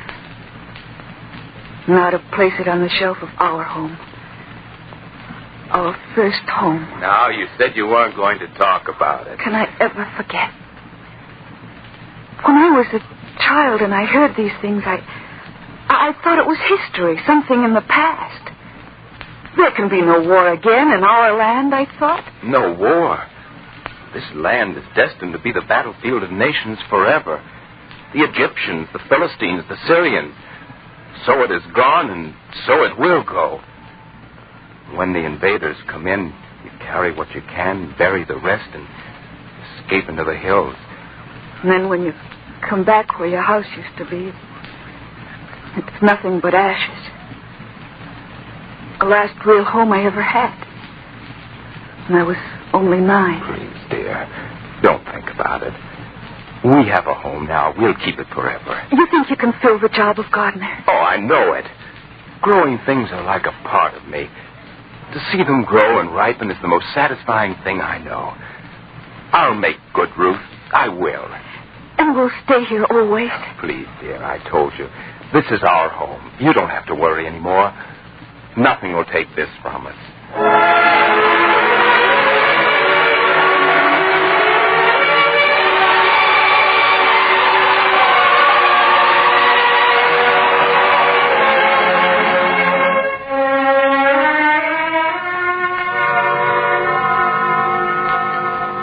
If you're as good a man as Eli was with fig trees, you won't have any trouble. I lost a fine gardener when he died. I'll do my best. Now, look about here very carefully. See? All good fruit-bearing trees. I want them kept that way. Of course. Now then, what's this? Well, this tree at the end of the row? Yes. It doesn't seem to have any fruit. Indeed, it doesn't. Take it out. It looks like a healthy tree. But it isn't bearing fruit. Take it out. But it's a tree that's reached maturity. It will bear fruit. What it will do, I don't know. What it's doing now, I do know. It's taking up valuable space on my land, and it's giving me nothing in return. I say take it out. I think you're being hasty, Don't sir. tell me what you think. Just do as I say. But after allowing it to grow for 3 years, is it right to tear it up by the roots now? At least give it another chance, another season in which to produce. What makes you think it will ever produce? Well, sir, look at the way it's been kept. Probably because it's the last tree in the line. Weeds, the soil so dry that you can tell it hasn't been watered properly. A tree needs care and attention. Water, soil turned up often. It just can't grow anywhere and under any conditions. So you think you can teach me how to care for growing things? This whole estate. Did I get it by not knowing what to do? Is that what you're trying to tell me? Well, I didn't say you that. You implied it? No, sir. You as good as said I was wrong, didn't you? Please, Abner, I only tried to say that this tree hasn't had a fair chance to show whether it can bear fruit or not. And I hate to root up any growing thing that's healthy. I couldn't be honest with you if I didn't tell you this. I see. You know, Nathan, you're the first gardener I've ever had who wants to run things according to his own personal likes and dislikes. Usually they take my orders. But as long as you insist on being an exception, we'll make a little bargain. You and I. Bargain, sir? Yes. You say this tree here hasn't borne fruit because it hasn't had a chance. I say this tree is a worthless parasite on my land. We'll find out which one of us is right. You'll give the tree a chance? That's only part of the bargain. Why, what do you mean? You'll have your chance to take care of this tree. If it bears fruit under good care, I'll reward you in some way. But if it turns out that I was right, and this tree is worthless, then you'll have to be looking for a new place. But, sir... Do I make myself clear? Yes, sir. Good. Now get to work. And maybe next time you won't be so quick to correct your superiors.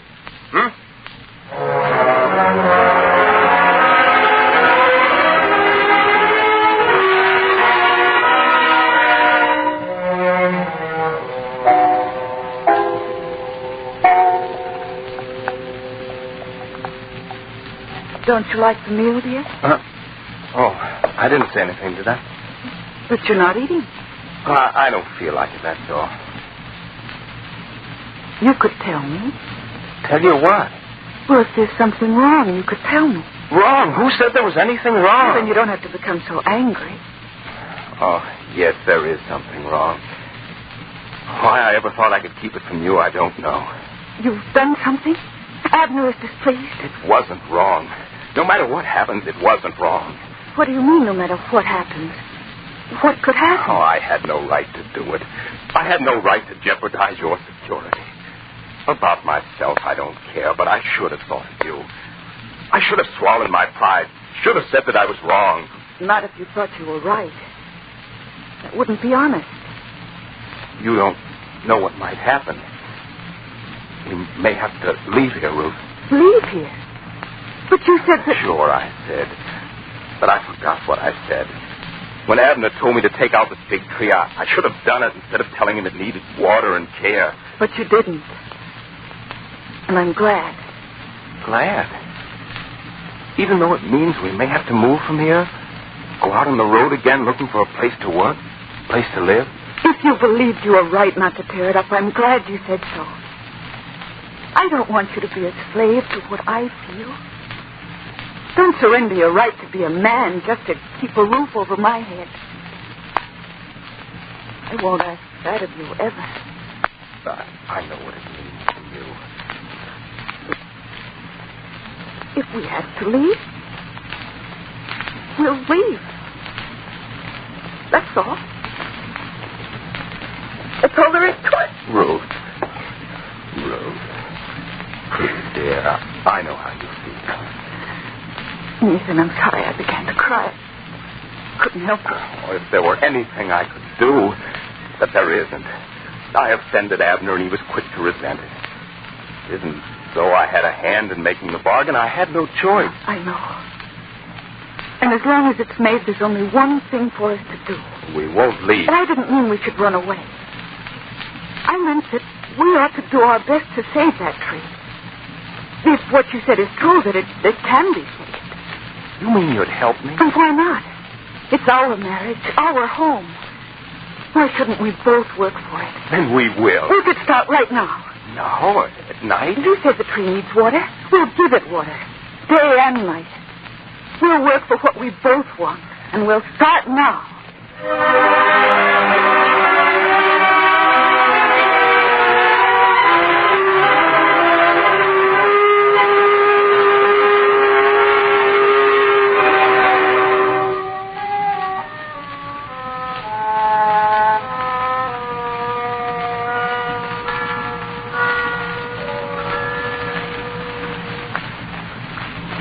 Here are 2 more skins of water, Ruth.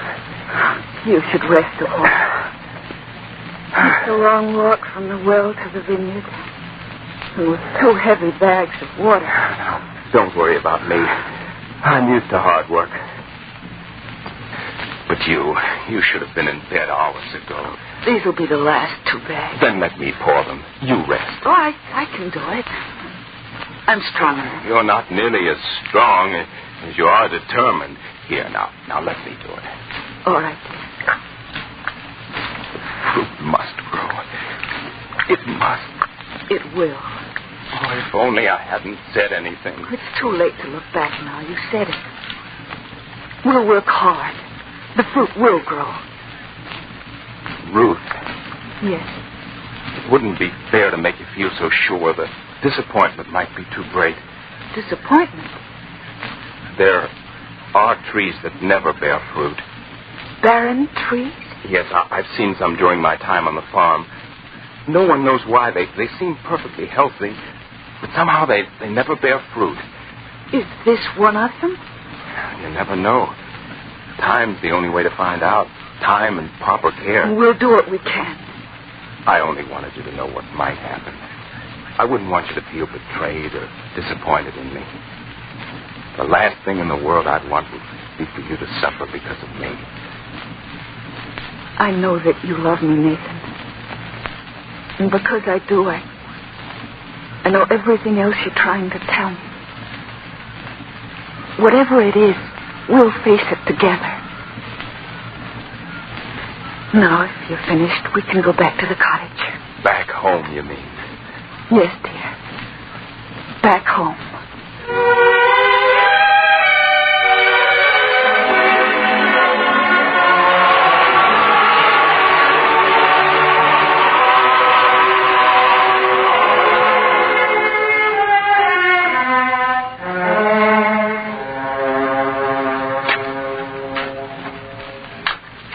Brought some cold milk for your lunch, Nathan. If you don't drink it soon, it'll get warm. Just a little while, dear. The earth must be turned over around this tree, and I want to finish it before I stop. Has anything changed in the past 2 weeks? Well, nothing that I can see. Usually it takes more time, doesn't it? Well, you can't tell. You mean if there were going to be fruit, some signs might have appeared already? Oh, I don't know. You can't tell about things like this. But it doesn't look too good. Now, please, dear. Stop and have your milk, Nathan. Well, maybe I'd better. Here. You'll work better after you've had a cool drink. Yes, Oh. What is it, Nathan? He's coming this way. Abner? Yes, he's coming here on his usual inspection. Maybe you'd better leave. Go that way so that you won't have to pass him. I'll go. Just a moment. I've wanted to meet you, my dear. Oh, me? Come here, Ruth. So this is your wife, Nathan? Yes, sir. My wife, Ruth. Fine-looking girl. And from what I've heard, a great help to her husband. You heard? Yes. In a way, it was funny, too. 2 people had been seen prowling around the vineyards at night. I had Ephraim posted one night to watch and see if they might be people who would mean some harm. But I heard it was you and your husband. There's nothing wrong. Oh, no. 2 grown people sitting up with a sick fig tree. Well, doesn't that amuse you? Even a little? Huh? It's not funny to my husband and me. Ruth, please. Now, let's have a look at it. More leaves. Thicker foliage. We've done what we could. But, let's see. Fruit. I don't see any fruit. It takes time. There should be some signs, at least, if a fig tree is going to produce. Season, it should be showing something by now. Isn't that right, Nathan? You know all about trees. Tell me. Yes, sir. It should be showing signs, and it isn't. I may be wrong. This tree may never bear fruit. But I still wouldn't feel I'd done my job if I'd let you uproot it. Of course, of course. And I only want to remind you that when we have the harvest feast, you and all the other gardeners will have to come and show your produce. I'll be on the lookout for the fruit from this tree. Need I say more? No, sir. I understand. Good day, Nathan. And good day to you, my dear. Oh, Nathan.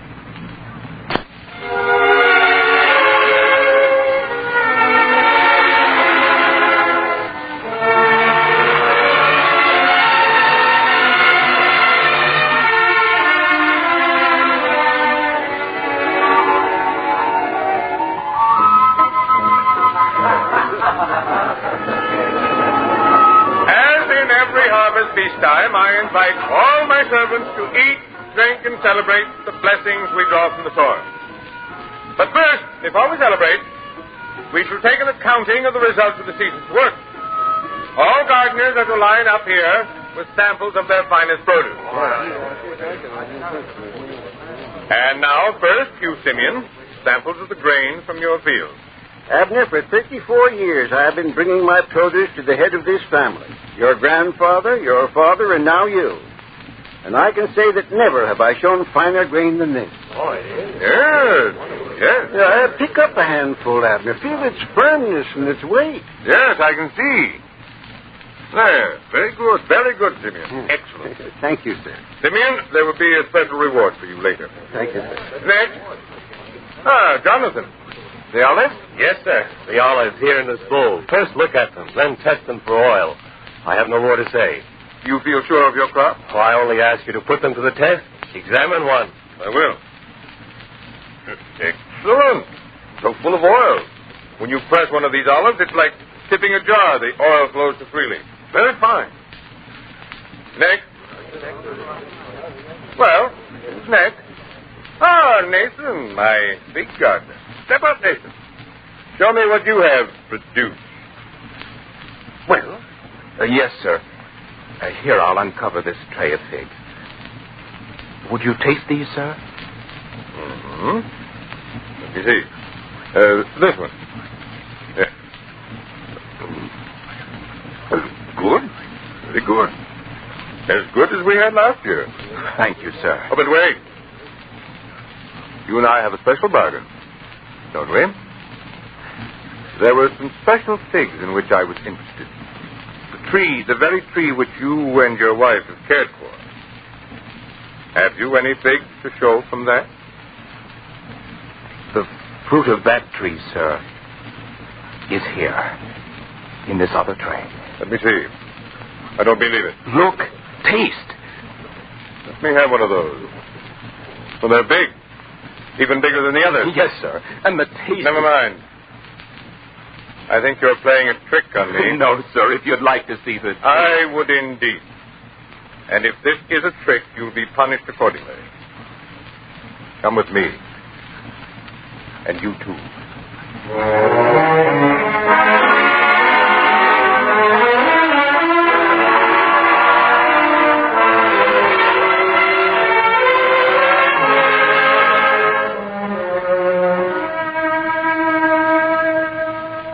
You can see, Abner.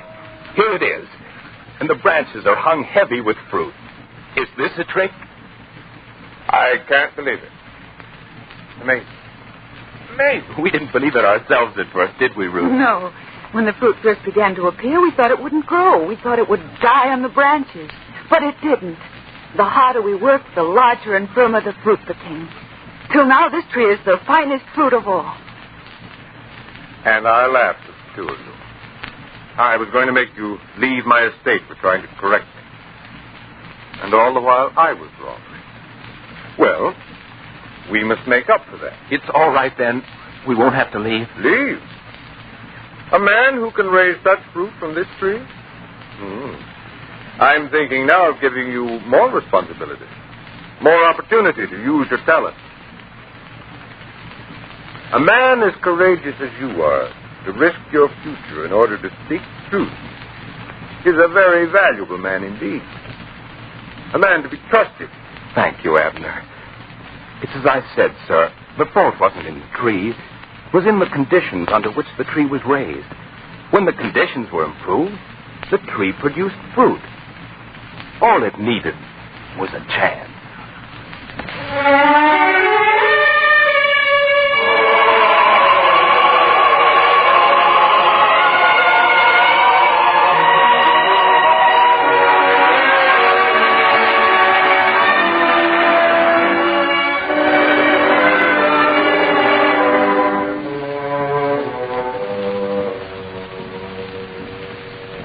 And so you see, my dear woman, that's what the master would say about your son. A story about a fig tree. What's that to do with my good-for-nothing son? When the master told that parable, he wasn't talking about fig trees. He was talking about people. All people. Not my son. What he needs is punishment. Will you tell me the boy is bad? Any more than the fig tree was bad? No. Well, then the conditions may be to blame. Isn't that so? True, he didn't have a father for most of his life. A boy can miss his father in many ways. He can miss a father's guidance and companionship. I know. And with my having to work to keep us alive, well, I haven't been too good a mother either. You see, a boy needs love and attention and guidance. Just as a tree needs water, good soil, and care. We can't punish the boy any more than we could cut down the tree without giving it a chance under good conditions. You've got a good boy here, woman. He needs another chance. A fair chance to show how good he is. He needs help, not punishment. And I'll help you with it. We should all be quick to help and not so quick to condemn without understanding. As the master himself would say,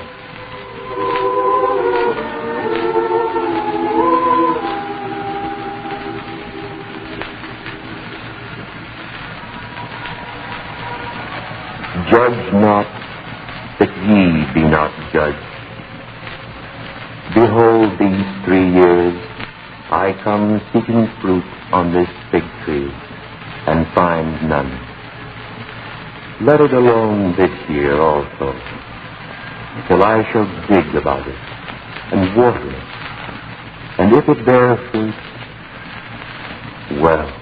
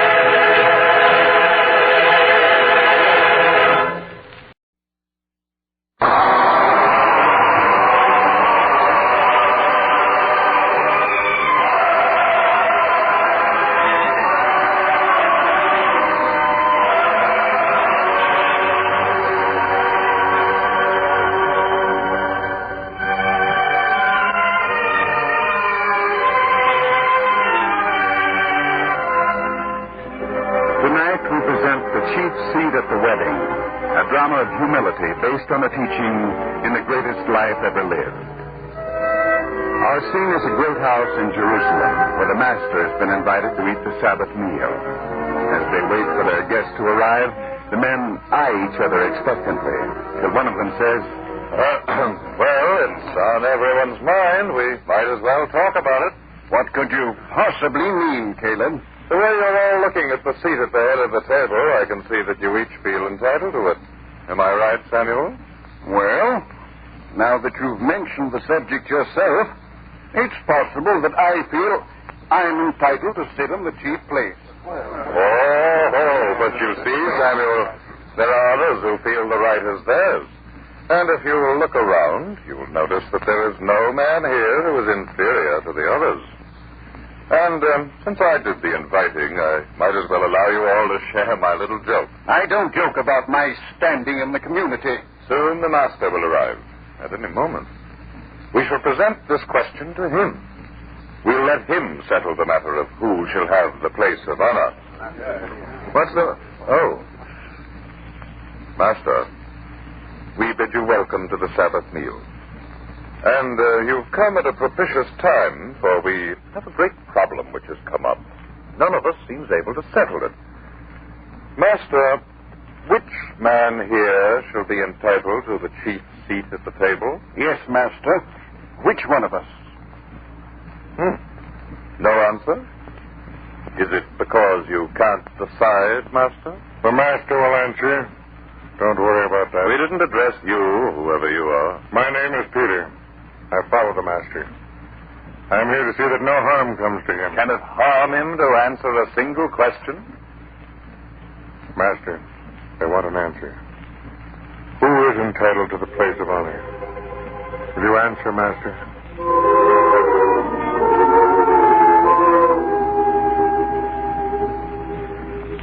Whosoever exalteth himself shall be abased, and he that humbleth himself shall be exalted. Aha! Is that an answer? It's the Master's answer. But if it's not clear to you, then perhaps you'll explain with a parable. When thou art bidden of any man to a wedding, sit not down in the highest place.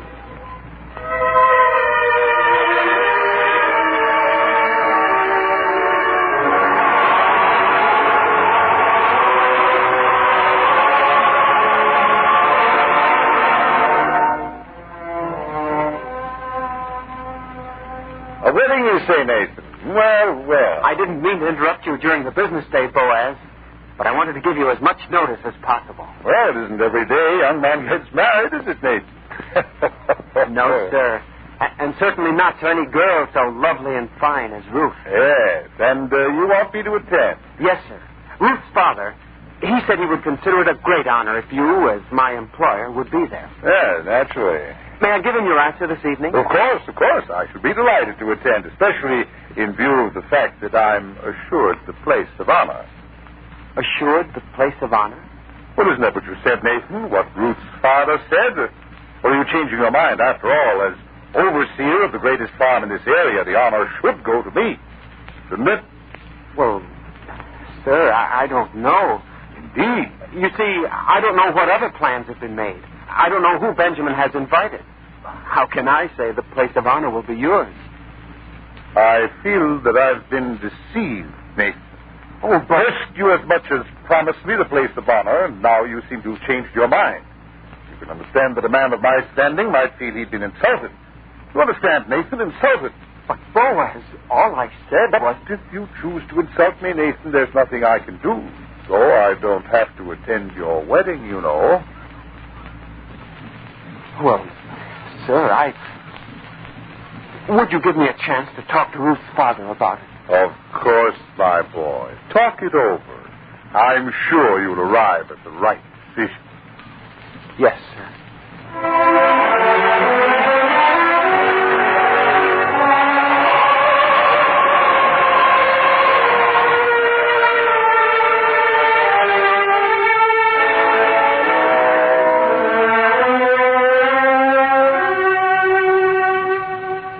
Ruth, darling, the way Boaz talked, it was almost a threat. What do you mean, a threat? He's my employer. It might mean I'd lose my place on the farm. After how hard you worked for so long? Oh, no, Nathan. We might as well face it. Boaz is a vain man. Anyone who insults him is open to retaliation. In my case, well, it might mean my job. And now, of all times, when we're just beginning to build our lives together, it's important. The most important thing there is. Then there's only one thing to do. Talk to my father. Oh, I don't want to bother him with this. It'll spoil everything for him. You know how he's looked forward to this time. You'd better talk to him, Nathan. If there's going to be trouble, we might as well face it. Come, he's at his blacksmith shop now.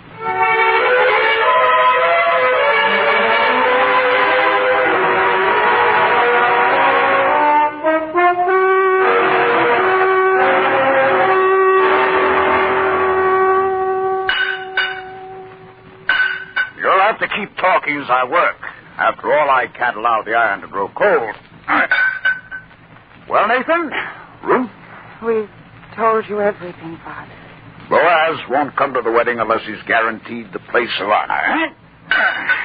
I'll be finished here in just a moment. Now to throw it into the cooling vat. Well, now. Here, Father, let me wipe your face. It's so wet, the sweat is running in streams. Thank you, dear. When the Lord commanded that man would earn his bread by the sweat of his brow, he should have provided that blacksmiths would be the richest of men. For after all, who sweats more, eh? Oh, Benjamin, please. About Boaz. Boaz, yes. It's impossible, son. Impossible. There is at least one other man who comes before him. But, Father, Nathan's place on the farm, he may lose it. How would we live then? Daughter, do you think that means nothing to me? I may be only a blacksmith, but I've got my pride. Your mother always wanted you to have a great wedding, to have all our friends there. It's going to be just as she would have arranged it herself if she were here. I know, Father, you did your best, but this... How could we ever expect that this would happen? Boaz. Ever since he's become overseer, he thinks he's better than anyone else. It wouldn't have been this way in Ezekiel's time. When he owned that farm, he supervised it himself. A fair man with no false pride. But when he died, he left the farm in Boaz's care so his own son could remain in Jerusalem to continue his studies. All that doesn't help us now. What can we do? You want me to insult my dearest friend? You mean Samson? A great scholar. A kindly man. Why, I couldn't even think of having my daughter married without having Samson there. I know you two have been friends a long time. A long time, all our lives. We grew up together in this very town. I always knew he'd grow up to be a scholar. And he did. One of the best. But he never forgot his friend Benjamin. Yes, even now he invites me to his home, even when he has the most important guests. Should I insult him now at my own daughter's wedding by not offering him the place of honor that is due him? Your father's right, Ruth. Would I ask him to do this if it weren't so important to our future happiness? Ruth, I'm giving you the best I can. There'll be no finer wedding in this town. But don't ask me to insult an old friend. Please don't ask me. You're right, sir. We shouldn't have troubled you about this thing. Father. Here, now. I'm sorry, daughter, but what you ask me to do, I can't. Believe me, I can't. Take her away, son. I have work to do. Come, dear, please. All right, Nathan. Father, I don't blame you. Believe me, I don't. Come. Go, dear. Take my word for it. This won't seem so serious after a while. Ruth, please, don't worry about it too much. But if you lose your position now, the money you're saving up to buy a place of our own, it'll disappear little by little until there's nothing left. You'd have been better off if you'd never met me. Oh, don't say that, darling. And as for all the things I've wanted, they've been for you. Everything. The land to assure you that you'd never go hungry. The house to give you comfort and security. And if everything had worked as I'd planned it, we'd have it all in only a few years. Well, what if it takes longer? We can wait. It isn't right. How can everything we planned on be upset by something so small and petty? It isn't right. Maybe I was wrong about Boaz. Maybe I misinterpreted what he said. Let's wait. Let's see what happens.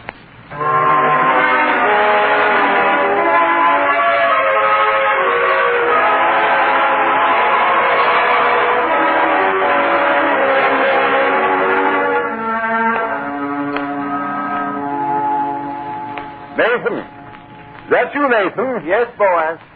Well, you've come at a very opportune time, Nathan. Have I? Oh, come. You won't deny that the thing uppermost in your mind is your wedding. Of course I won't. Well, I want you to know that I haven't been forgetful either. Look at me. Sir? Well, this cloak I'm trying on, it's new, just made for me and finished this very day. It's a nice-looking cloak, Boaz. Oh, that's all you can say. I go to the trouble and expense of having this made just to appear at your wedding feast, and you don't seem to appreciate it. For the wedding feast? Of course. After all, how would it look if the guest who occupies the honored place were dressed in accordance with his station? What's the matter with you, Nathan? You seem dull today. Boaz, I guess it's my fault. I should have told you before. Told me what? About the wedding. I don't understand you. You did tell me about the wedding. I've even had a new cloak made. What are you talking about? What you requested about the seat of honor. I request. You promised, you mean. Well, what about it? I spoke to Benjamin several days ago. He said it couldn't be arranged. What? I talked to him. I asked him. But it would mean you would have to insult an old friend, Samson. Samson, eh? A useless man. They give him the place of honor over me. He's a scholar, the most famous in the history of our town. Such a man deserves honor. You understand? Understand? Of course I understand, Nathan. I understand that you invited me to your wedding, that you assured me that the place of honor would be mine at the feast, that on the strength of that promise I went to the expense of having this fine cloak made. But now I find out that I can't depend on you. And if I can't trust a man, how can I have him working for me? You see, you placed me in a very embarrassing situation. Oh, please, Boaz, try to understand. I do understand. No, Boaz, you don't. Now you're contradicting me, too. What's the matter, Nathan? Why are you forcing me to do something I don't want to do? I assure you, I don't want to take your position from you. But, Boaz, I can't ask Benjamin to insult his old friend. But you can ask him to insult me. It wouldn't be an insult. Wouldn't it? Well, I'll decide that, Nathan. Oh, Boaz, please, can't you understand? I did the best I could. Now when I need my job most, you're going to take it from me. Over such a small thing. A small thing? My honor? Well, I don't think so. And as for how much you need your position here, well, you can't need it very badly if you won't arrange this little matter. I'll see what can be done, Boaz.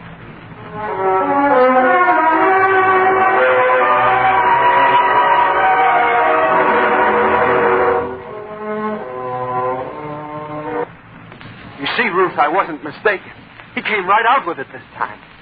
Either he gets the place of honor, or I lose my job. Maybe if we talk to my father again. No, I wouldn't hurt your father. I know how he'd feel if he had to ask Samson to forego his place. But if he didn't? What do you mean? Suppose my father didn't have to ask Samson. How else could it be arranged? Leave that to me, Nathan.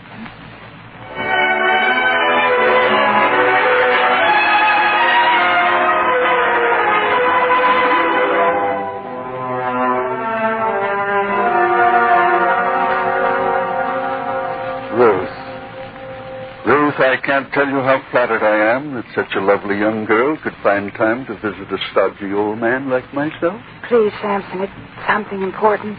What's more important than a wedding? Tell me that. Well, I was there the day your father and mother were married. Now, that was a wedding. But I'll let you in on a secret, my dear. I don't think your mother was quite as beautiful as you are. But we won't tell anyone that. Particularly not your father, eh? Oh, Samson. Oh. I'm sorry, my dear. I shouldn't have mentioned your mother. I can understand how you'd miss her most of all now. I do. But what I came to see you about, it's a great favor, something you must understand. Nathan's employer, Boaz, he won't come to the wedding unless he's given the place of honor. And if he doesn't attend, Nathan will lose his job. Young man with the added responsibilities of a wife needs his job more now than ever. No, we can't let that happen. But my father believes that you're entitled to the place of honor, and we all do. Me? Is that what your father's planning on? After all, his best friend, the most noted scholar in our town. Isn't it only fair? Would it help if I didn't go at all? You wouldn't refuse to attend the wedding feast. My father would never forgive himself if that happened. Then I'll be there. But as for occupying the seat of honor, well, that's a matter I think I can work out. What do you mean, Samson? We'll see that things work out satisfactorily. Oh, thank you, Samson. Samson, I just have to kiss you. Well, such a gift is indeed an honor. Now, don't worry, Ruth. I'm going to try and arrange everything for you. But no matter what happens, when I see you next, you'll be a bride.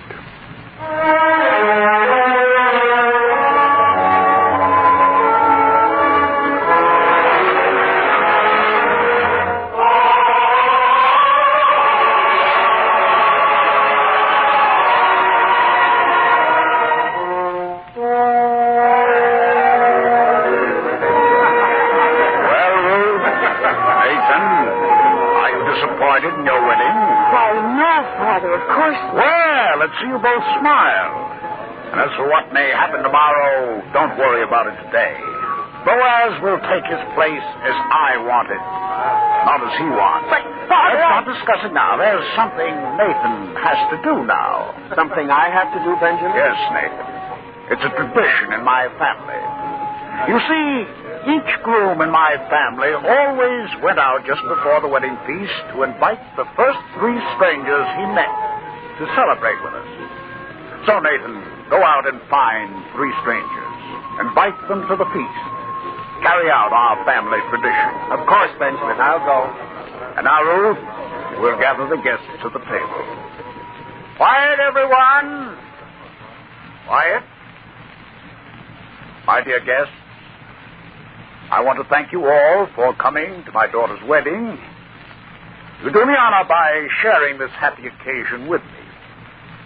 But the lambs are brown and the roasting spit, the bread is hot from the oven, the cups are filled, so let us all gather round the table. But before we take our places, the guest of honor must be seated. Samson? Benjamin, you do me honor far greater than I deserve. When I attended your wedding, I sat with the others further down the table. Let me sit there again today. Give the honor to another man. Give it to Boaz. To Boaz? Please, Benjamin, as a favor to me. But Samson, my best friend. Benjamin, if a man gives me a gift, must I accept it? Of course not. Well, then, honor is such a gift. It must never be sought. Once offered, it need not be accepted. For reasons of my own, I cannot accept now. Let me take my place at the tables with the others, as I did at your wedding so many years ago, remember? Please, for old time's sake, Benjamin, give the place to Boaz. Samson, Well, I think I understand. And it's like you to do this. Boaz, I invite you to take the place of honor at the head of the table. Why, thank you. Thank you, Benjamin. It's so totally unexpected, but if you force the honor on me, I shall accept. I understand. And now, all the others, take your places around the table. And now, as soon as the 3 strangers are here, we can begin the feast. Benjamin, I've done what you asked. 3 strangers. Here they are. Thank you, Nathan. Welcome to my daughter's wedding feast. Take places at the table, please.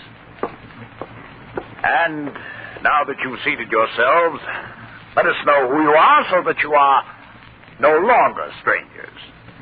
You, sir. I'm Simon of Gibeah. Thank you for your hospitality, and I wish the new bride and her husband a long and happy life together. Thank you, Simon of Gibeah. And now you, sir? My name is Jeremiah of Beirut. May I add my best wishes to those of the others here? Thank you, Jeremiah of Beirut. And you, stranger, you who seated yourself at the foot of the table. Your name? My name is Gideon. From where, friend? From Bethel. Gideon of Bethel, of our own town? We have no one here named... Wait. Gideon.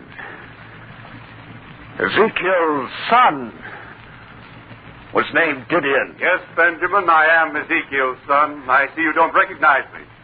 Well, I can hardly blame you. It's been a long time since I left here to study in Jerusalem. But now I've returned. What good fortune to find a wedding feast in progress. but I'm taking too much of your time. Please carry on with the feast. Carry on? Not until you've taken your rightful place at the table. After all, the owner of the largest estate, heir of the most noted family here, come, you can't sit at the foot of the table. Come up here. Take the seat of honor. Me? Am I more worthy than the man who occupies it now? Indeed. He's only your overseer, Boaz. Is this Boaz? The last time I saw him, he wasn't dressed so well in such fine clothes. Well, Boaz occupying the seat of honor, you have worked yourself up. Well, after all, Gideon, it was offered me. I can see that, but there's another man I see at the table whom I would have thought more suitable as guest of honor. Another man? Yes. When I was in Jerusalem, there was only one man in our entire town I heard spoken of with reverence and respect, even by the wisest men there. He is Samson. Yes, Samson's fame as a scholar has spread far. I heard him quoted often in Jerusalem. I should think that he would deserve the place of honor. The choice is yours to make, Gideon. Then I insist. Samson, come up here. Take your rightful place. It isn't necessary, Gideon. Necessary? Has anyone said it was necessary? No, but it's fitting and proper. I couldn't occupy the seat of honor while a man like yourself sat in one of the lower seats. Please, Samson. If it will make you feel at ease. Boaz, get up. Get up. Give the seat of honor to a man who's more deserving than either of us. Yes, but where shall I sit? Have the others move. Have them make room. Disturb all the others just for one place. Why? Go on, Boaz. Take my place at the foot of the table. Take it. But after all, from the seat of honor to the very foot of the table. If you'd taken your right place at the table to begin with, you wouldn't have had to sit at the foot of the table. Go, Boaz.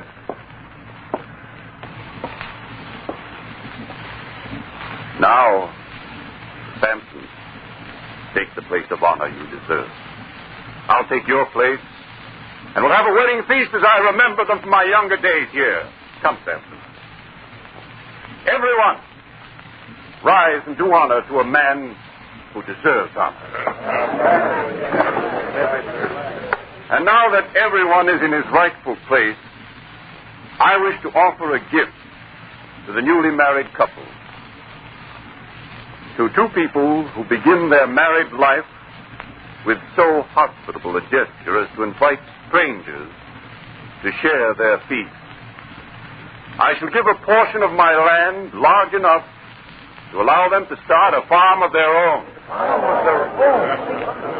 Benjamin, Nathan, Ruth, we can really have a wedding feast now.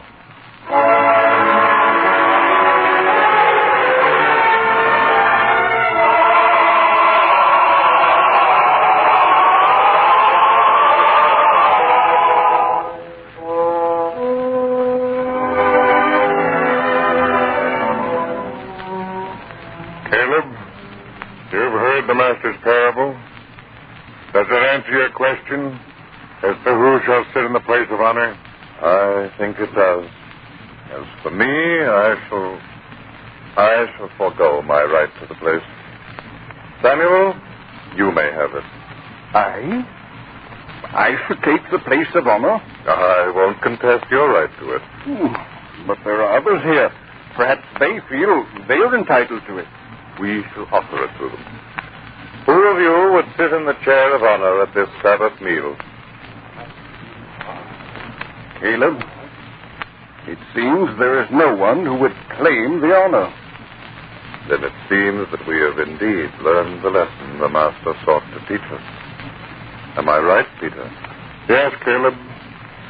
I think you've all learned the humility of which the Master spoke. It is not the man who seeks honor who gets it, but the man who is humble and doesn't demand honor. He is the man to whom people accord it, freely and sincerely. Master, before we sit down to the Sabbath meal, tell us once more the words you spoke about humble men.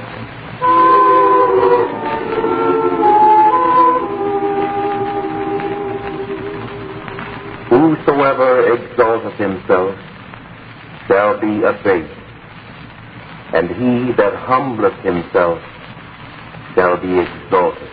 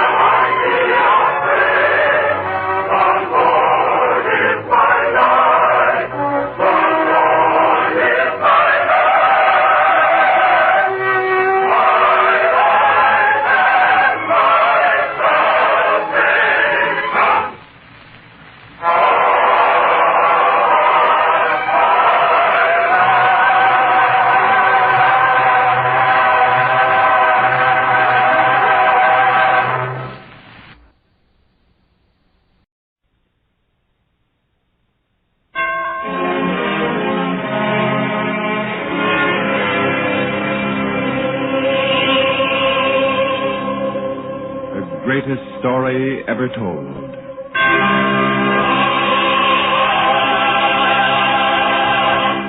Presented by the Goodyear Tire and Rubber Company.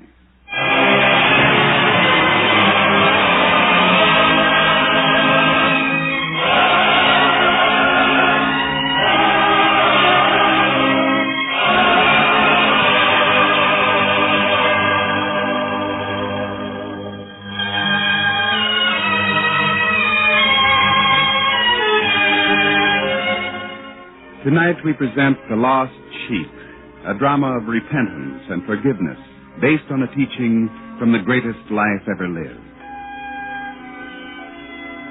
Our scene is a hillside just beyond Jerusalem where a crowd is gathered to hear the Master teach. But there are several men there who have not come to learn, only to observe and to criticize. Two such men look around, and then one says, Yes, Micah, it's true what we heard. You can see them, you can pick them out. Then shall this be allowed to continue, Amos? Whoever it was that said there are more sinners at the Master's feet than there are in the jail of Jerusalem was right. What are you going to do about it? Come, a little closer to the Master. We'll ask him a thing or two. Can asking do it, Amos? If we confront him with the fact that among his followers there are sinners, he may drive them out. If he does that, he'll have lost this reputation he has for kindness and love for all people. Come along. We'll talk to Peter, one of his followers. Peter? Peter? You call me friend? Can I help you? Yes, Peter. I'm a man greatly distressed. I'd like to follow the Master, but there's one thing that stands in my way. Well, if you explain, I may be able to help. Well, Peter, I've lived in Jerusalem a long time. I know many people. That man there, for instance, his name is Benjamin. The last time I saw him, he was being taken from the court to carry out a sentence for thievery. I don't know the man, but it's possible. And there are others here that I recognize, with records equally as bad. How can I follow a teacher who receives sinners? Would I not be losing stature by mixing with them? The Master can ease your mind about that. Come. Come, Micah, just the opportunity we've been waiting for.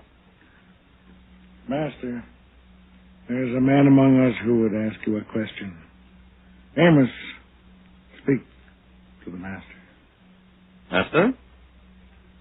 You say you teach the Word of God. Now, that may be, but if so, is it fit that you should teach to sinners? Oh, yes, there are sinners here in our midst, but you do not drive them away. You who teach of good things in God. Why do you associate with sinners? Well, Master? Can't you answer? Please, Amos. The Master's thinking about your question. Perhaps even now he is phrasing in his mind a parable, which may help you to understand. Or perhaps he's trying to act as though he didn't hear me. Oh, I do the same myself when I don't want to answer an embarrassing question. Amos, if you're going to laugh... Violence, Peter. Well, Master, what about your friends, the sinners? Tell him, Master. A parable. He'd understand a parable.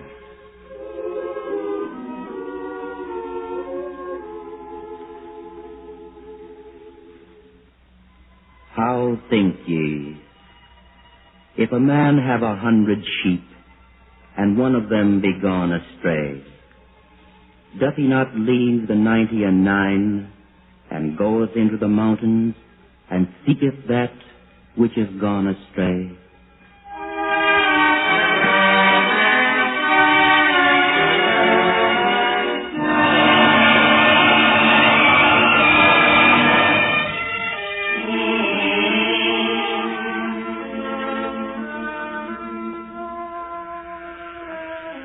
Joram, you can stop playing that flute now.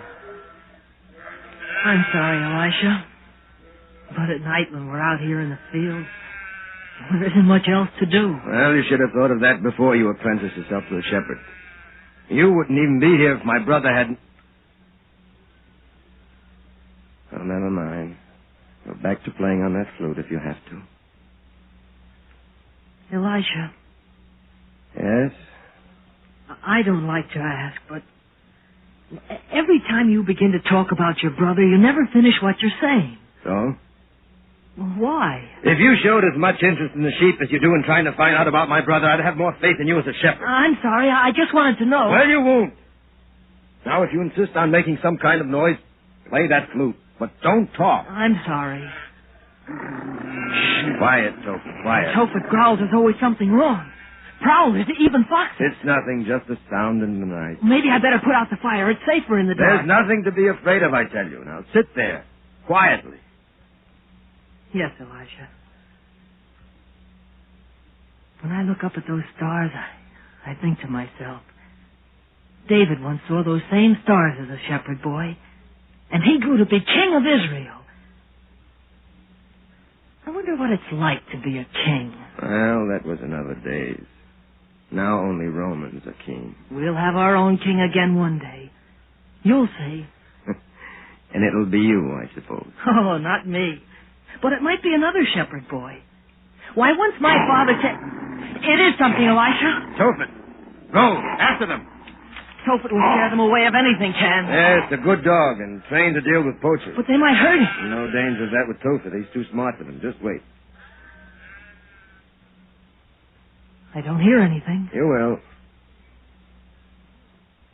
I don't hear anything yet. Yeah. There is something wrong. But he couldn't have lost them. Once he's got the scent, he doesn't lose it. Maybe they bribed him with a piece of fresh meat or something. No, Tophet would rather starve than take food from the hands of a stranger. I trained him that way. Tophet, I told you to get them. By the way he's acting, you'd think he'd met a friend. Elisha? Elisha! My mother. Mother! Is that you? Yes, Elisha. I was almost lost. If it hadn't been for Tophet, I would have been.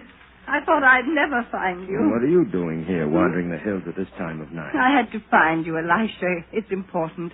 Very important. Nothing should be important enough to make you leave the cottage at night. Now rest here by the fire and tell me. In front of the boy. Well, what's to be said that can't be said in front of the boy? Please, Elisha, I know how you feel about this certain thing. Ask the boy to leave us. All right, Mother. Joram. Yes, Elisha? Walk off a way, out of hearing. My mother and I want to talk here by the fire. But keep a lookout. I'll be careful. You'd better be. In such darkness, a lamb or two can be lost very easily. Yes, sir, I'll be careful. I'll be close by if you want me. Well, Mother, what is it? What do we have to talk about that's so secret? Elisha, you won't get angry. How do I know?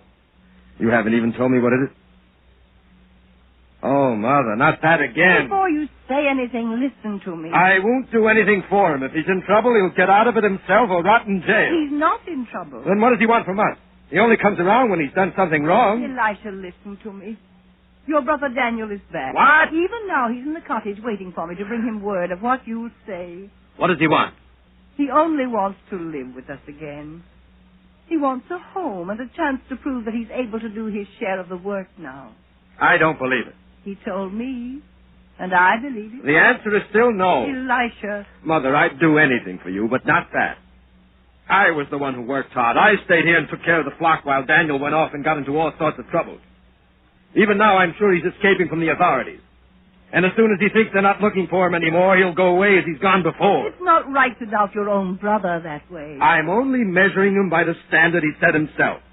He's not to be trusted. He's a liar, a cheat, dishonest. Elisha. I'm sorry, Mother. I know how it must hurt you to realize it. But Daniel will never have the chance to make a fool of me again. Whatever he wants from now on, he'll work for. And he can start right now, but not in my fields or in my house. I want no part of it. Your fields, your house, your father's house. He's as much your father's son as you are. It's a good thing my father never lived to see his favorite son turn out to be a thief.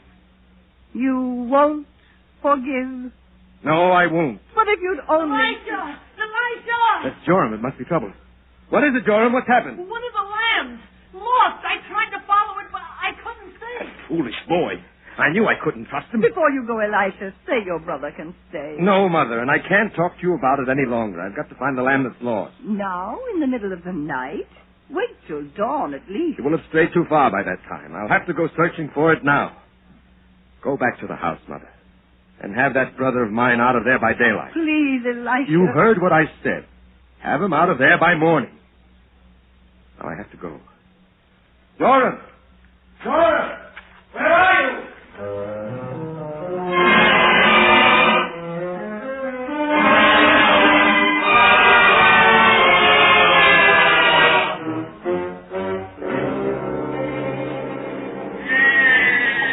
I told you to be careful, you little fool. Elisha, I said I'm sorry. Well, enough talk.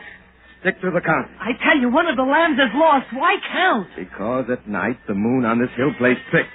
Sometimes the shadow looks like a lamb. And what you thought you saw straying off may well have been nothing. What's the count so far? 88. Now keep a sharp watch, and I'll single them out and keep the count. 89. Get over there. Go on. 90. 91. 92. 93. That's right, Tophet. Get them in line. 94. 95. 96. And you see, there are only 3 left. That makes 99. I told you one was missing. All right, so you told me. If you'd been less busy telling me and more vigilant with the sheep, this wouldn't have happened. What are you going to do now? What can I do? Go look for it. Oh. Well, I could go. And who'd find you when you got lost? No, you stay with the flock and I'll go. You're not afraid? Oh, I'd be afraid. No, I'm not afraid. Well, it can be dangerous up in the hills at night. Pits to fall into, branches to trip over. You've still got 99 sheep. Why risk your life for one little lamb? Because it's my work. A shepherd can't allow a lamb to stray out there alone in the night. And if you've ever heard the cry of a lost lamb, you know it's the sorriest sound in the world. No shepherd worthy of his bread and broth would let that happen. I'll go and take Tophet along with me. You watch the others and make sure no more are lost. All for one lamb. It doesn't make sense. It makes sense to me. Now stay here and be more careful. Tophet. Joram, if I'm not back by dawn, take the flock down to the cottage. I'll meet you there. But be careful.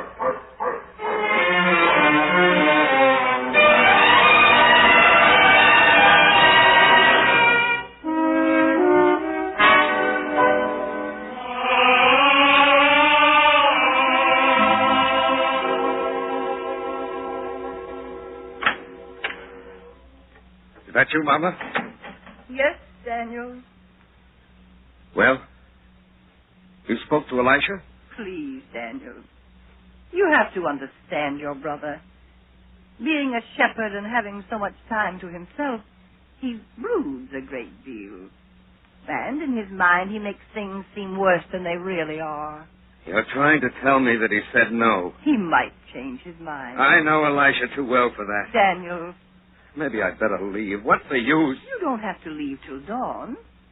Why not sleep here tonight? And in the morning I'll fix you a hot meal and you'll go refreshed and strong. Stay the night, please. Could I sleep here? Could I rest, knowing how my own brother feels about me? Stay for my sake. Please, Daniel. All right, Mother. Till morning.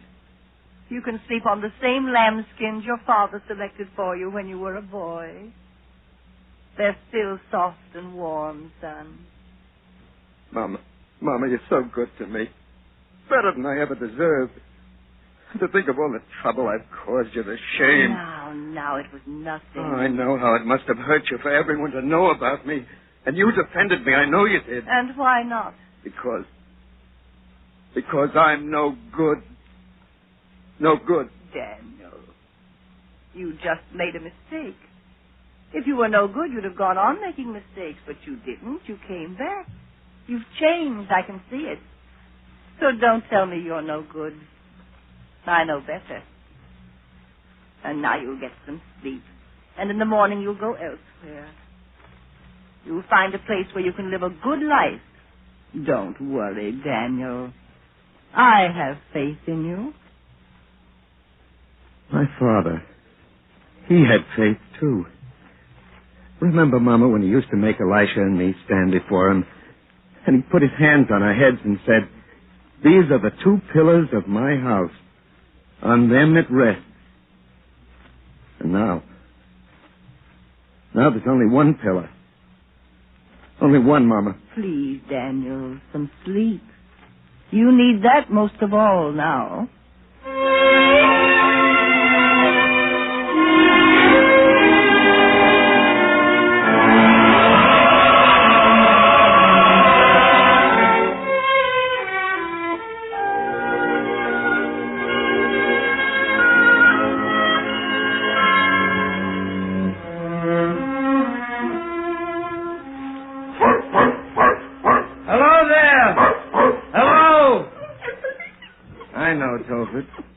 It doesn't make sense to call out to a lost lamb as you would to a man, but how else can you make them know you're near?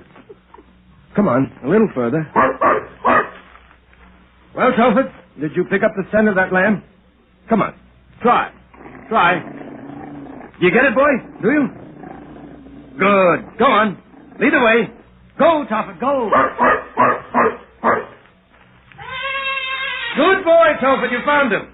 Now, if I can get through these bushes and this underbrush. Keep after him, Tophet.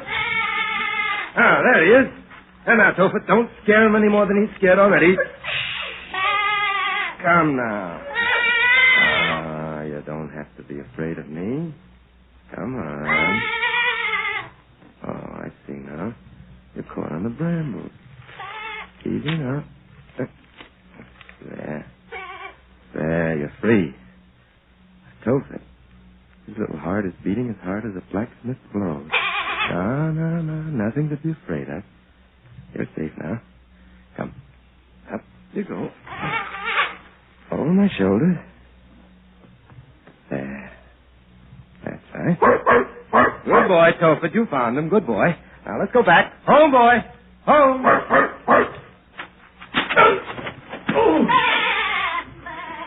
Tophet! I tripped myself. My back. Can't move. I can't. Tophet. Home. Go home. I said go home. Home. Don't you understand? I need help. Help. Doesn't understand. Go home, Tophet. Get help. I can't move. Go back. Get help. Doesn't understand. Won't leave me. Help. Help. Help.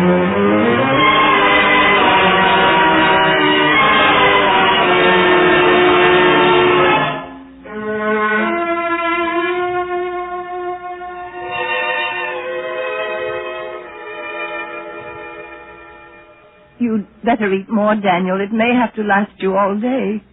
And all the time you keep your eye on the door. You're afraid Elisha will return. He said to get me out by daybreak, didn't he? Please, Daniel, don't make it any more difficult than it already is. Eat. Oh, Elisha. Let him come in. I'm not afraid of him. Please, no harsh words between you and your brother. Come in, Elisha. Come in. Joram. You? Where's Elisha? Please, Judith, don't be angry with me. I didn't mean to lose the lamb. It just happened. Didn't Elisha find it? Where is he? I'm afraid something awful must have happened. He didn't come back. He told me to meet him here with the flock by dawn, and he's not here. He was supposed to be back this morning? Yes. He said to meet him here. So I'm sure something's happened. Wandering the hills in the dark of night, I warned him. Daniel, what do we do? Do? We'll have to find him. Well, you know where. It's been a long time since I roamed these hills, but not so long that I've forgotten my way. I'll go looking for him. Find him, Daniel, please. You must. Of course, Mama. I'll do my best. You're a good son. And a good brother.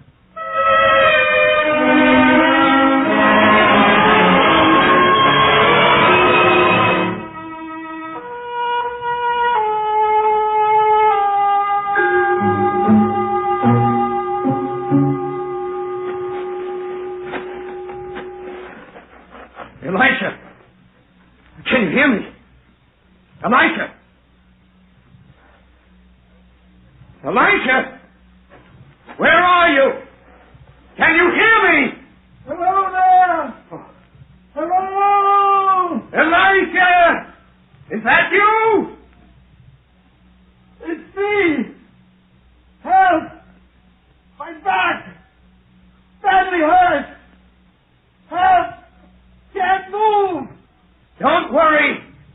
I'm on the way. Just keep calling. I'll follow your voice. Keep calling. Here I am. Here. Over here. I can see you now. It's all right. I can see you now. Elisha, what are you doing here, Daniel? I told Mother. Oh, we can talk about that later. Let me help you. Let me get you home. Mother's worried. Help from you? I don't want your help. Oh, don't be a fool, Elisha. Here, let me help you. Is this the lamb you went searching for? That's the one. You're just like Father in that respect, Elisha. No lamb was ever allowed to suffer. But come, I'll get you home. Mother will be glad to see you. Here, let me help you up.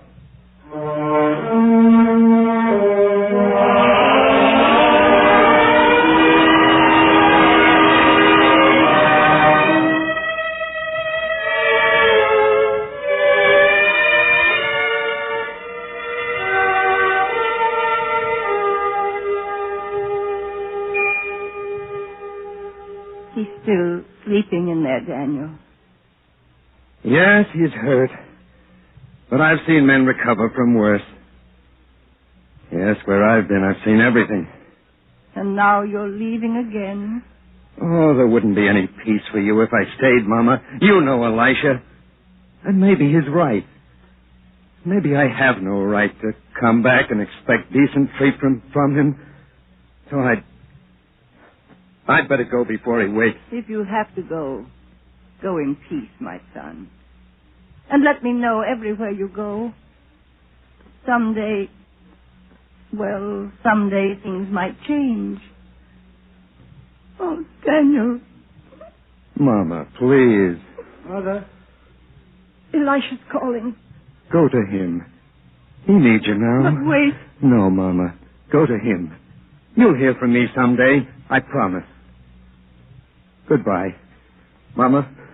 Mother? Yes, Elisha, I'm coming. I'm coming. Mother, I was just... Elisha, please lie still. You need rest now. His voice. I heard Daniel's voice. Please. He's gone now. You mean he's left? I did as you said, Elisha. Then you must get him back. Elisha, did I hear right? Did you say to bring him back? Yes, Mother. While I was lying here, in pain, I had a chance to think. And I thought differently than I ever have before. Oh, Elisha. Last night, in the darkness and the danger, I went seeking the lamb that was lost. I left the 99 that was safe and endangered my life for one that had strayed. I almost died to recover it. Yet when I found it, it meant more to me than all the others. So I thought, couldn't I do as much for my own brother? Oh, Elisha. You can't know what it means to have my two sons together again. The two pillars of my house, even as your father said. Go. Find him. Tell him that today you and I have recovered not one lost lamb, but two. Go, Mother. Go find my brother.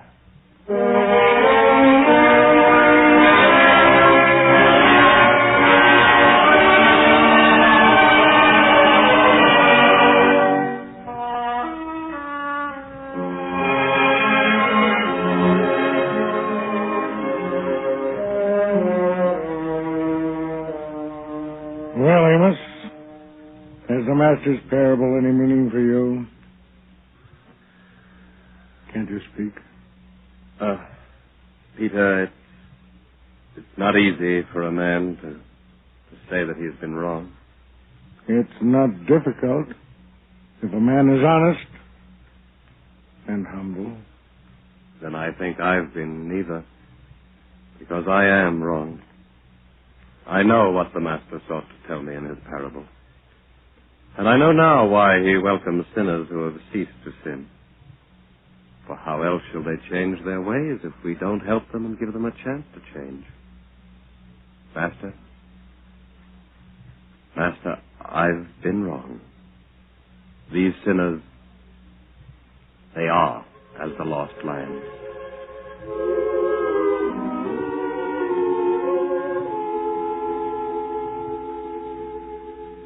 I say unto you that likewise joy shall be in heaven over one sinner that repenteth, more than over 99 just persons who need no repentance.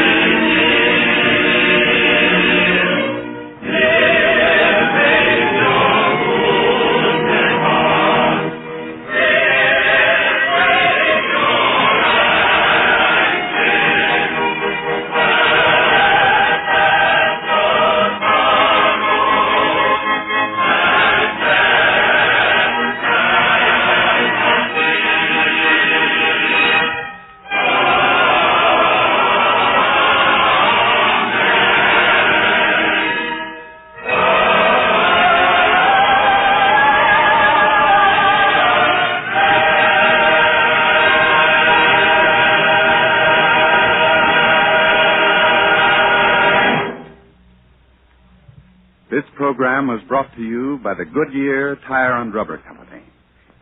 Next week on this same network at this time, we'll present As Ye Would That Men Should Do to You. Another episode in the greatest story ever told from the greatest life ever lived.